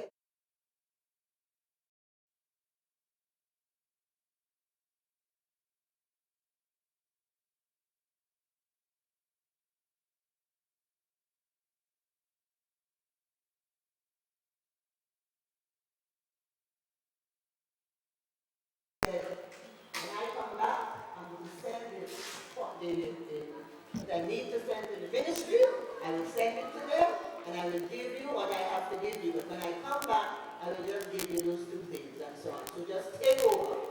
So nobody was surprised because they knew I would have done it. So nobody was surprised. And they keep saying, nobody said, now we will have a nice school. They can't behave, they must behave now.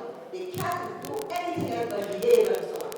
And I said, well, you can't have this nonsense with me. Nonsense. That cannot go with me. Running a school and children are disobedient and rude to me, all that, and it will never happen. And it never did. You know what the man did that day? The man that left when they asked him to leave? One evening, closely, we were having an evening meeting with the parents and all of that. And while we were there, somebody said, hey, Mr. So-and-so, I don't want to tell this name of the man. Maybe some of you knew him. Said to him, he's outside, and he's very, very angry. And so one of them said, what can he be angry about, and so on. So then another one came inside, asked for permission, and told me quickly, Mr. So-and-so said, you see, the school pack up with people. You see how they quiet? You see how they this? You see how they that? When I was here, only trouble. Fighting, burns up people. All comes on the skin and so on. So he said, well, what is that? And what is that? I said, well, listen, this man is different from I am.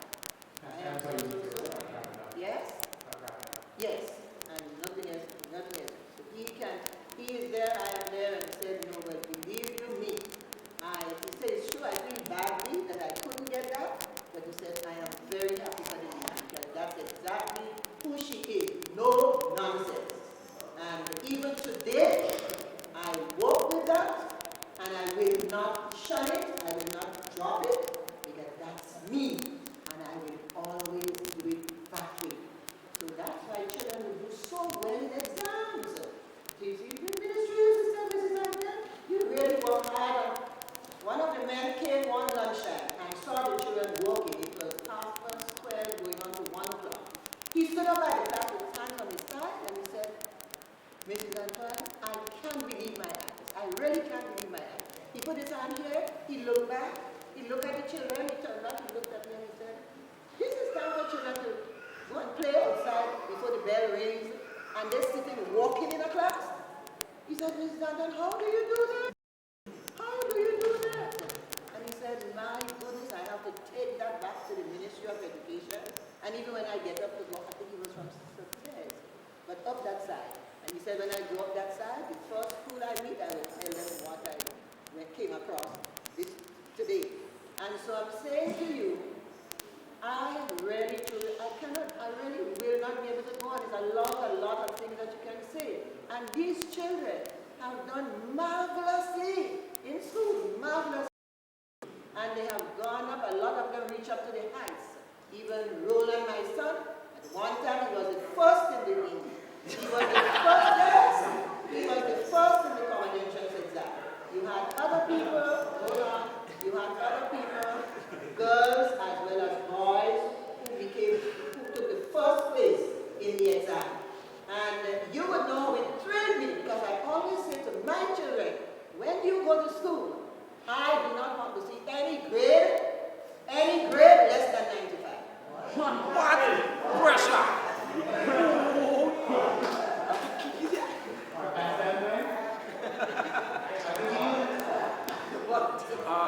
I give you 2 more minutes. When I spend 2 more minutes, we can talk about Yes, I don't want to talk about how she had.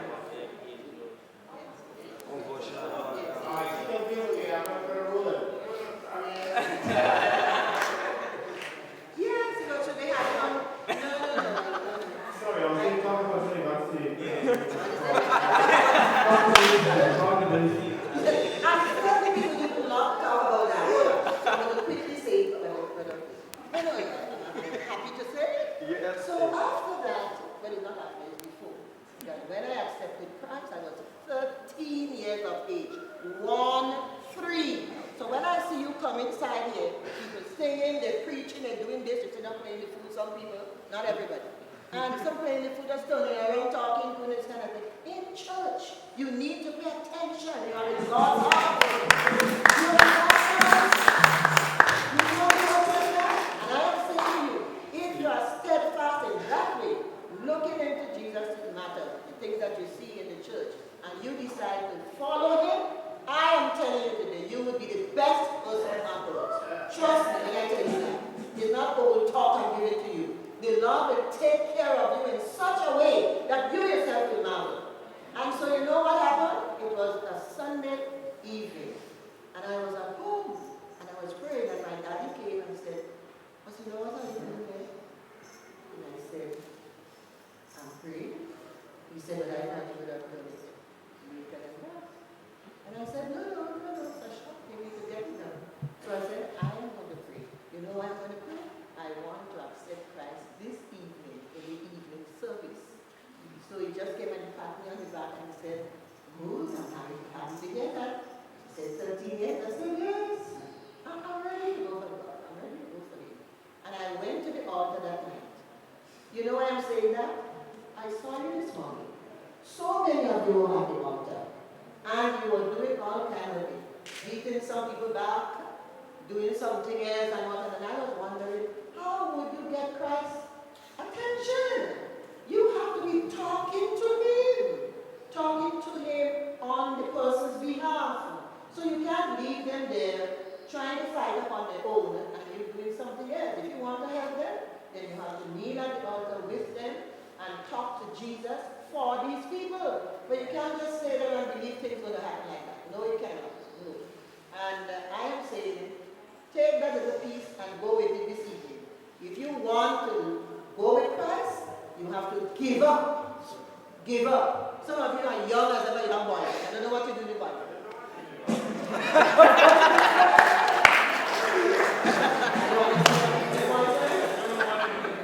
What are you doing about that? No. Let me tell you something. All the years of my life, I used to walk in town, and I'm going to tell you to ask anybody. People would walk behind me. When it's a number of us, sometimes 3. I would take more than 3. So let me go with you. Son, let me go with you. I said, I'm not going far. They want to go with me.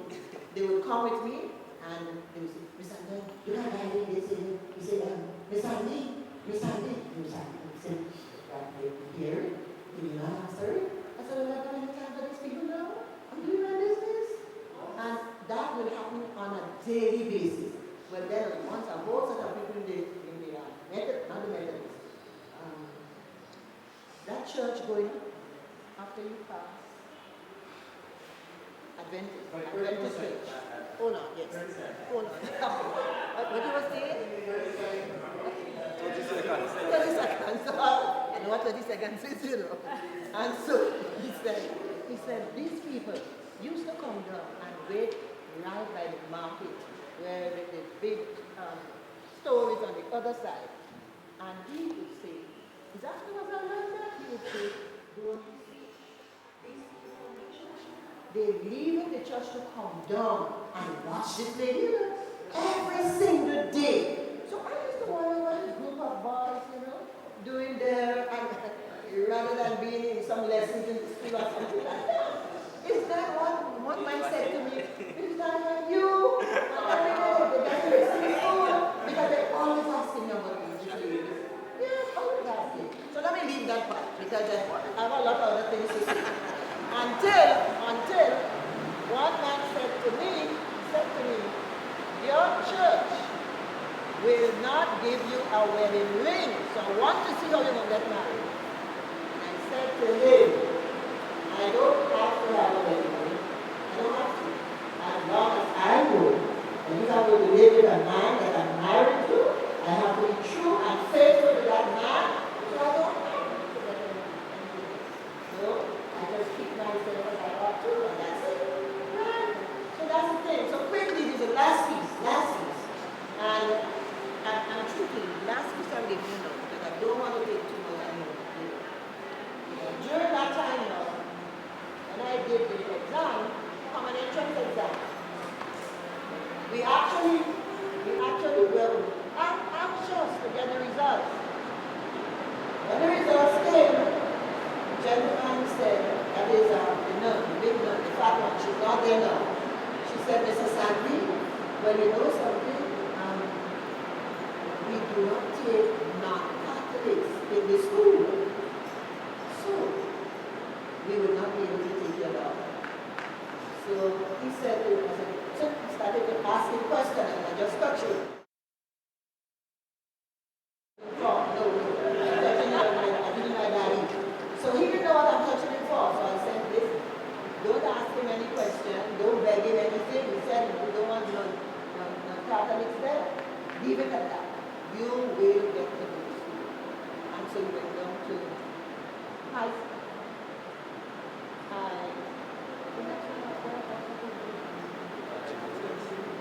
What you were saying? Thank you very much. Thank you very much. All right. And anyone has any questions for Pastor?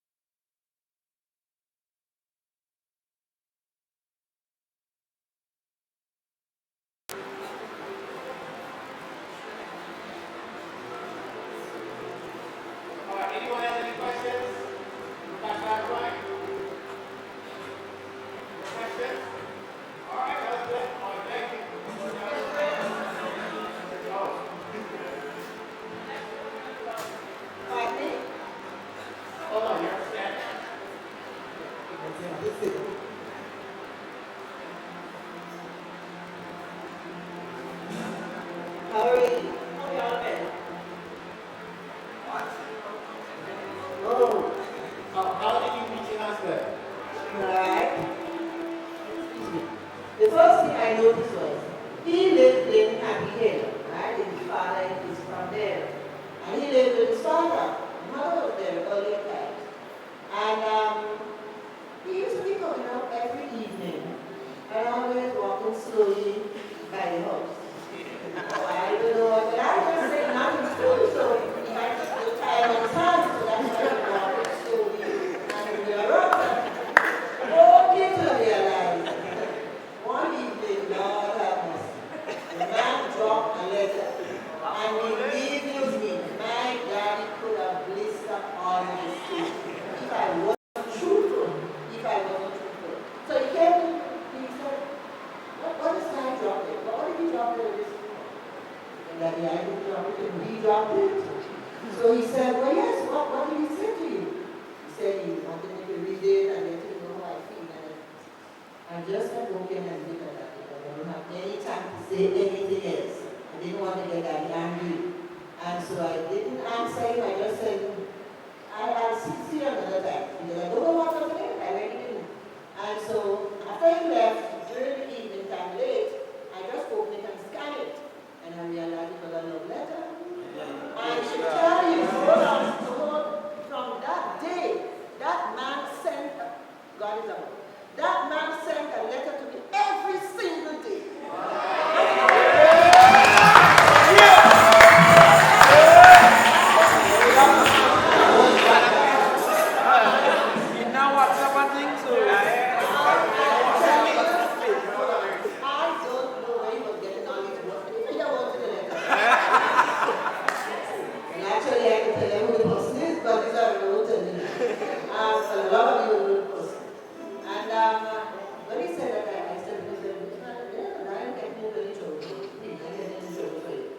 bring that in front of daddy. I will bring his letter in front of daddy. No, no, no, no. That cannot happen. So, yes, no. So I said, no, I am not going to do that. So I just said, look, I don't want to send these letters, continue to bring these letters. You're going to have me getting a lot of licks from my dad. So you cannot do that. He said, well, as soon as love is love, you know. But that has nothing to do with me. I tell you that my daddy will not support that. So do not do it. And you still want to do it. So I just wanted to get out of this because I don't want to get any licks on behalf of that. So I'm saying to you, young as I was, the little thing I want to say to you, young as I was, 13 years. I was 13 years at the time. And I said to myself, you know what? This is a good age to start grooming for God.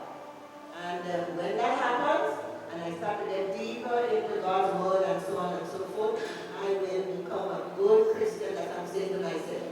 After it, I will not regret it. And so I am saying, there are a lot of things that I can say to you, but I say I'm doing what Melanie can say, because he wants it back now. I have to leave it up. So I want to say to you, there are lots of other things I can do and say to you, but I'm going to leave you right here because I don't want to disobey the person that is leading the little program right now. Okay? So thank you very much for your listening. Very good.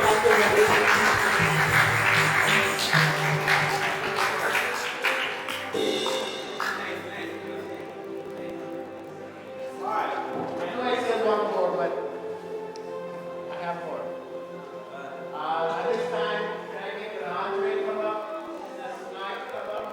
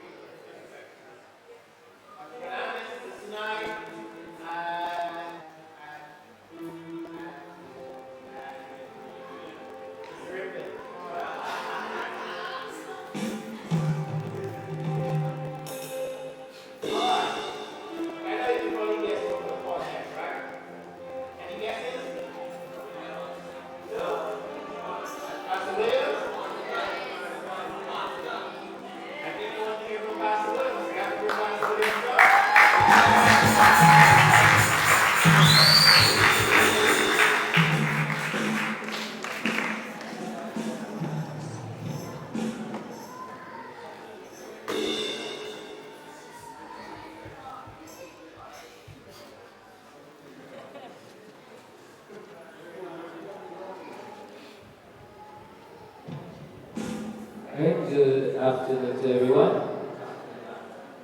My name is George Emmanuel Williams. I was born in River Road, St. George's, but I grew up in Clogy in St. John's. After I was born, my mom and my dad moved to Clogy, where my grandmother, the rest of my relatives were. At the time, when I was about 2, as I was told. But before that, I understood that my father left, and he said he was going home to St. George's to look for work. And he left me with my mom. At the time, she had a few other children before. And only to realize when she do check, he said he was going to look for work. When she do investigate, when she did investigate, realized that he was shacking up with a woman in town. So he left, and then she decided, well, she wanted to go and look for work also. So she left, and at age 2, I was left with my grandmother and grandfather, together with my other aunts and so on, in the hills of Clogy. Well, it was not easy piece to handle. Around that time, I was told I was very, well, they say I was very greedy, but I like organic. And I was told that one of my aunt was coming from, they had an outside kitchen. It's not like today where, people have, we have, inside stove, gas stove, and electricity and all those things. And where we had an outside kitchen, the house was separate. There was this door, high door. There was no step there. The step was on the other side. And I was told one of my aunt was coming from the kitchen with some food. And I started to cry and I started to make weak. And creep right outside the door. I fell down. I broke my leg. So I reached to fall from this door, only had a broken leg. God saved my life then. After that, growing up in the hills of Clogie, I had a lot of animals. I had goats, I had pigs.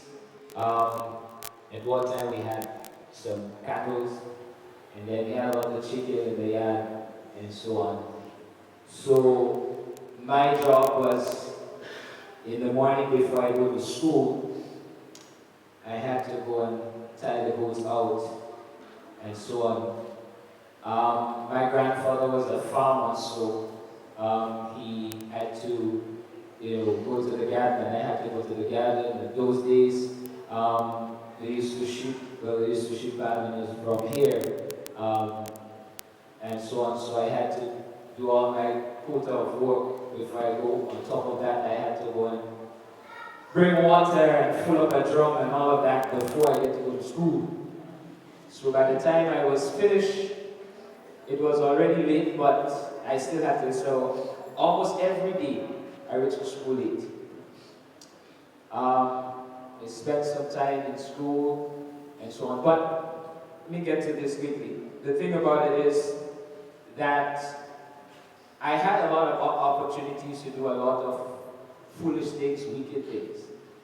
But as a young boy, I just did not want to get myself involved in wrong things because my grandfather was a fierce fella, and I used to get licks for things that I didn't even do. He used to beat me so bad that sometimes when I go to school, my shirt, because of little bruises and so on my back, my shirt would have blood on it, and so on. But nobody to talk to then. My grandmother could not have said anything because she would have get the whole tongue wagging, the tongue licking. One of the things I admire about her, she was, like my pillar. She loved the Lord, and that my grandmother really loved the Lord was that my grandfather didn't want us to go to church. So when he go down to the rum shop, we had to pass in tracks and get behind the shop. Those days we were using, some people call it flambeau, we call it masanto. And we had to make our masanto. And sometimes when we go, we had to hide it under fig leaves. So if rain fall, it wouldn't wet the bag. So because kerosene and water can mix. And there were nights when somehow we get wet and we get back there outside dark and we couldn't light, so we had to skip stone in the dark. I don't know how I used to do it, but I knew every single stone. My foot was not touching water to get home. And my grandmother, she had to wear water boots and hold her shoes in her hands when she get on the road to change and so on. I had my hula hoop slippers. I didn't have nice sneakers and nice shoes. I had to go to school with a short khaki pants and a white shirt and a hula hoop slippers in my foot. I used to go to school with fig and saltfish. Children used to laugh at me with my fig and saltfish because they used to have the macaroni pie and the fried chicken and so on. But I didn't mind. And age 3, age 4, my desire was just wanted to be in church. I had to wake up around when I was 6, 7, leave home around 12 o'clock in the night. The price is there, he could be earlier than that. Go down to the rum shop to meet my grandfather because he was also an alcoholic. But what I thank God for in all those years while my grandfather was drinking, I never took a sip from what he was drinking. I used to sit down and I used to look at my grandfather drink, and when he put his thing in his mouth, he would squeeze up his face and then have to chase it with water and all kind of thing. And I sat down and I said, but this man have to go through all this kind of thing. Why is he doing that? And then he was a chain smoker. My grandfather used to smoke 3, 4 packs of Phoenix in a day. And he had this cough. He had this cough. And whenever we were doing anything and he would be coming, we listened for the cough. And once we hear the cough, we take covers. My grandfather would come home and those guys would, do him all sorts of things, call him. He had a name, and those of you from Cluj would remember he had a name, they used to call him NS. His name was not Silva. So they just shortened it. And he'd find, that nickname. So when they call him the nickname, he used to send me home for his cutlass because he wanted to chop up somebody. I had to leave because if I did not go, I was going to get late. I had to leave and go get the cutlass. Coming down the road, sometimes those guys hold me and take the cutlass from me. I go look at the road, he would cuss and he would say, go back and get the cutlass. With all sorts of adjectives. One of the other things I'm glad about is that even though that was the norm from him, I did not pick up that. That curse did not fall on me. So I have never in my entire life used any obscenities in my entire life. I have to wrap up. So, to make a long story short, at age 8, I came to camp here, and we used to walk from the hills. I mean, people don't want to walk to church now. If you don't go in front, they don't meet them, they won't want to come to church. But we used to walk from Cluj to come down with, those days was this basket. I used to have the basket of food on my head. My mom used to wake up and cook before. Some people say, well, when they go back home, they have to cook. She used to wake up early in the morning, cook food. So when we go back home, we had. So when we come to camp, I used to walk from Cluj, Dr. Brothers, with this basket of food on my head, and I don't dare miss a fall. And we would come down, and at age 8, in the old building, I was sitting there. Pastor Charles was preaching that night. He was talking about the prodigal son, and I didn't run away from home, but somehow I was a little wayward. I used to tell the lies. I used to take my grandmother milk. I used to take her the 25 cents and so on. And she said in the shop, buy sweet, you eat and eat it quick before I go home. When they said me I buy saltfish, I used to pinch out a little piece in it.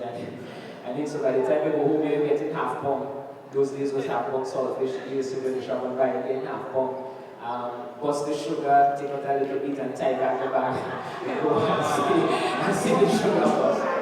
So I had, those things and so on. So at age 8, I remember walking up to that altar, giving my life to Christ. I used to be home and I used to use the chairs as a congregation, the table as my pulpit, and I used to preach, not knowing there were people in the back, because there was this man that had lands in the back, people in the back. So since at that time, I was preaching, and I knew then that that was my calling. At age 14, I totally dedicated my life to the service of God and love God. I started pastoring at age 17, 18. My first pastorate was at Surface Mission. I spent 2.5 years there. Then from there, I got married. It was 22 years ago.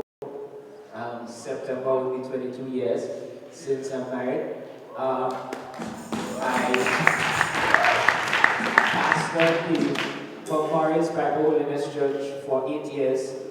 After Hurricane Ivan, I left, went to Trinidad finish up Bible school, but I had all this thing with Bible school here, there, and everywhere. I did some from World Bible School, I did Iona Christian Academy, theological seminary, and so on. And then I went to Trinidad, where I went to Rima Bible School, and so on. And as I was there, as I was finishing up, I heard God say, you're going back to Grenada, you're going to Victoria. I'm in Victoria now, September will make me 10 years. So when I told God all of this, I'm in the ministry for 20 years. This year will make me 20 years in the ministry. And I have totally sold myself out to the work of God. This is me, take this away from me, and you'll get nothing. You'll get nothing. I really love the Lord, and I just want to encourage you young people, as God speaks to you, obey God. Do what He calls you to do. There will be difficulties, there will be difficult times, but if you stick to the task and you allow God to be number one in your life, you would move mountains for Him. Thank you very much. Thank you very much.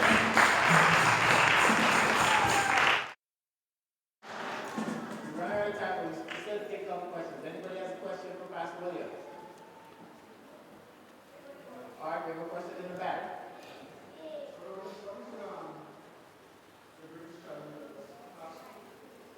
What is your greatest challenge as a pastor?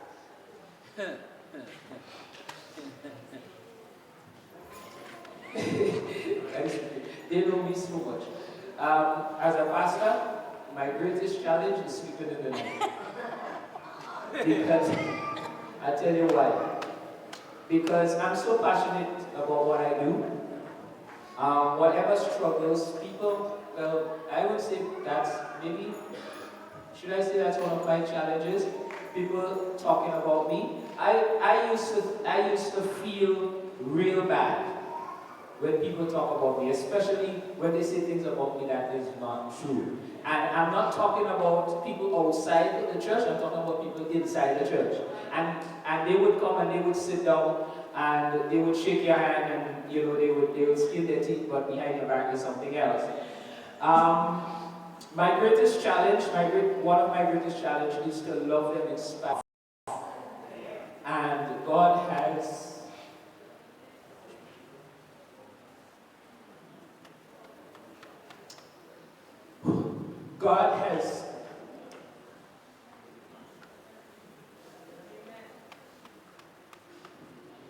really helped me to love people in spite of what they say and in spite of what they do.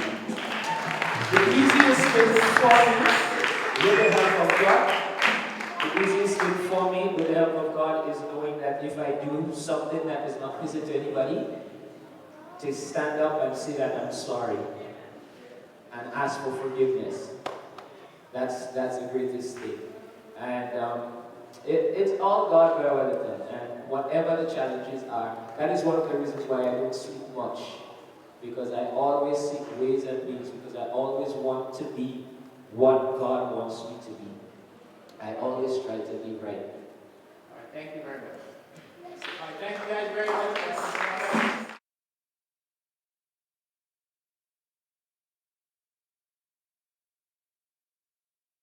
All right, this is the last one.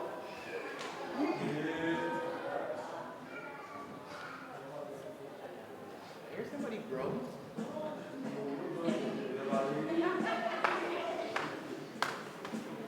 All right, somebody come up, please. Here it is. Come on. Seattle, come on, please. All right, at this time we're going to have our last speaker, presenter, coming up. I'm going to ask if I see you come up. If I see you have 8 minutes now. 8 minutes. All right, give him a round of applause as he comes through.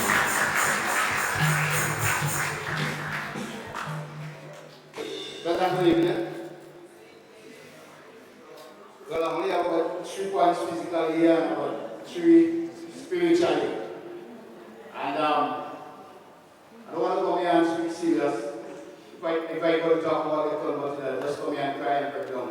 So I want to do something in a jokified way, like jokified because it's true. All I'm saying will be true. Right? I'm Joe Paiseli. Some people call me Jacob. You know, always, when I'm going down again, I see them, they call me Jacob. I say, no, call me Jacob. When I'm going to call me Jacob, when I'm going to call me Jacob. That's just a joke, right? Like, this is not time, I'm time. This is serious business. Right? I really grew up struggling. I didn't see that. But then I get excited now. So, sorry if I stand up again. Right? I really struggled. Single parent, mother alone. My mother, you stand there just laugh when I say it that way. She didn't have much children, just 6 boys and 6 girls. So you know the struggle you go through. You really struggle. Secondly, I didn't achieve anything much in school. When I go with my smaller sisters and go to school, I don't like school at all. I bring them in the bush and we hide, and I give them work and I quarrel for myself. I give some wrong, and I quarrel. So we want to show we mother what we do. You know what you teach a quarrel and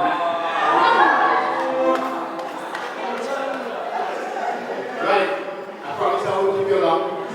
Let me go ahead, step number 2. I didn't achieve nothing much in school. Those of you who didn't hear that, some folks here it already. I had my 2 favorite subjects in school was lunchtime and break time. I said that to bring out a serious point, you know. Don't feel like I come up here to joke. This is not a joke. This is really serious. I remember when I was about 17 years, I had to write a girl a letter. I had to get my brother to help me to write the letter. But I will give him the words I want to put, right? And when that young lady read that letter, wow.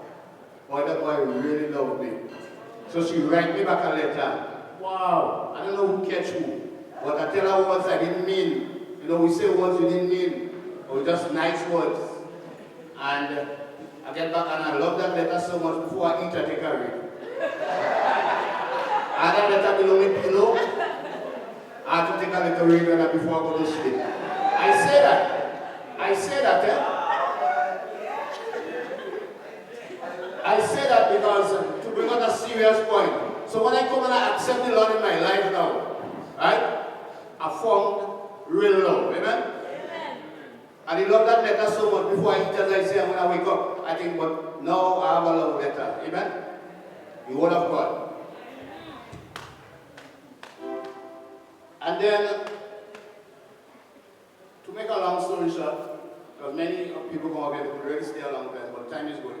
To make a long story short, I do a lot of things. I don't want to say what some people say, but what I say is true. Girls, you're looking at an old trickster, party. So if you see me dancing here in church, it's just because I changed partner. I still dance a lot and movies and a lot of things I go to. As I say, we struggle in life. I used to go in church now and then, yes, but you know, you go in church and you're not serious. You just go in church for so, but we're doing a lot of wrong things. That was me, right? I plan to go to Carnival. I have my wife, and I plan to go to the next lady in Carnival, so you can imagine. Yeah? And it's around that time, as I say, I'm wrapping up quick, it's around that time, I didn't come down here one camp, I come down here, not serious. There is a song that says, I went there to fight, but over that night, something got hold of me. And there was a lot of rain and thunder. I say I was planning to go, but I need to now almost stand up again. Planning to win Carnival. But the Lord had better things for me. Amen? He had better things for me. I came down here, and they're saying about some churches you go to, they say about ladies not supposed to preach. But a lady are preaching. Sister Christine Mitchell. And when I sit back there, and the word of God started, some people say the preacher about Paul son. I don't know whose son she's speaking about. But all I know, the word of God was for me. I say in my mind, hey, how that lady know my lifestyle? Somebody want to tell us something? is when I get to the Word of God, I see where the scripture says the Word of God is powerful and sharp. When I do it, so that the Lord was speaking to me, was setting me up. And I come and I give my heart to the Lord. And it was no joke about giving heart to the Lord. I say, Lord, I see you save other people. And He would save me. And God delivered me. And when He delivered me, I didn't go back in the seat. It was a Saturday night, the 5th of August, 1989. And I'm here 30 years now, this August. 30 years. I'm still holding and strong with God. I'm going to thank God for that. But rose up now. I give my testimony right here. The Lord changed me right here. Repentance, you just have to tell God, Lord, you're sorry. Lord, I'm sorry. And I won't do it again. And I mean business with you, Lord. And He could change you. Amen? And He changed my life. I'm going to testify here. I want to tell Sister Joseph, a lot of young people don't know. I want to go and service you Lord tomorrow. I don't tell her I accept the Lord. And we can I give her a surprise. When I come here and I testify this Sunday morning, see, wow. When I go in the night and I tell my wife, I say, I accept the Lord, you accept the Lord. Because she know me, the old trickster with ladies, so she know me. You say you accept the Lord. You know, when you tell people about bad things, they believe in no for now, you tell them something good. They have to look out in a corner. And she was right. She was right. It's not to say she was wrong. And the Lord helped me. Couldn't read it as Brother Prophet said, but the Lord educated His people. Right now in camp, I need slips. If somebody fail up to preach, I give them the opportunity to, they could call me in an hour time.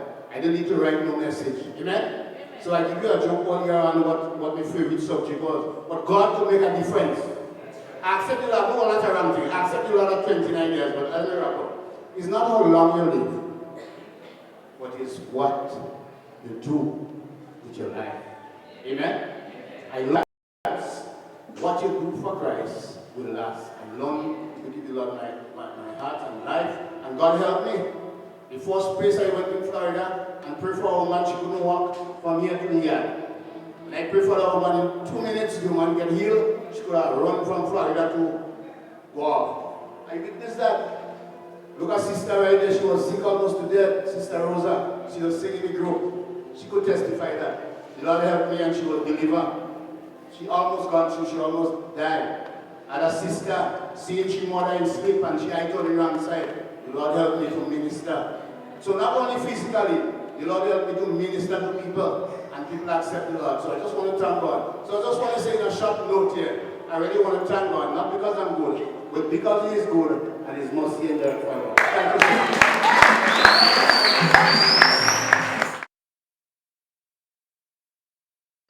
Alright, does anyone have any questions for the Vice King? No. Besides the Vice King? No questions?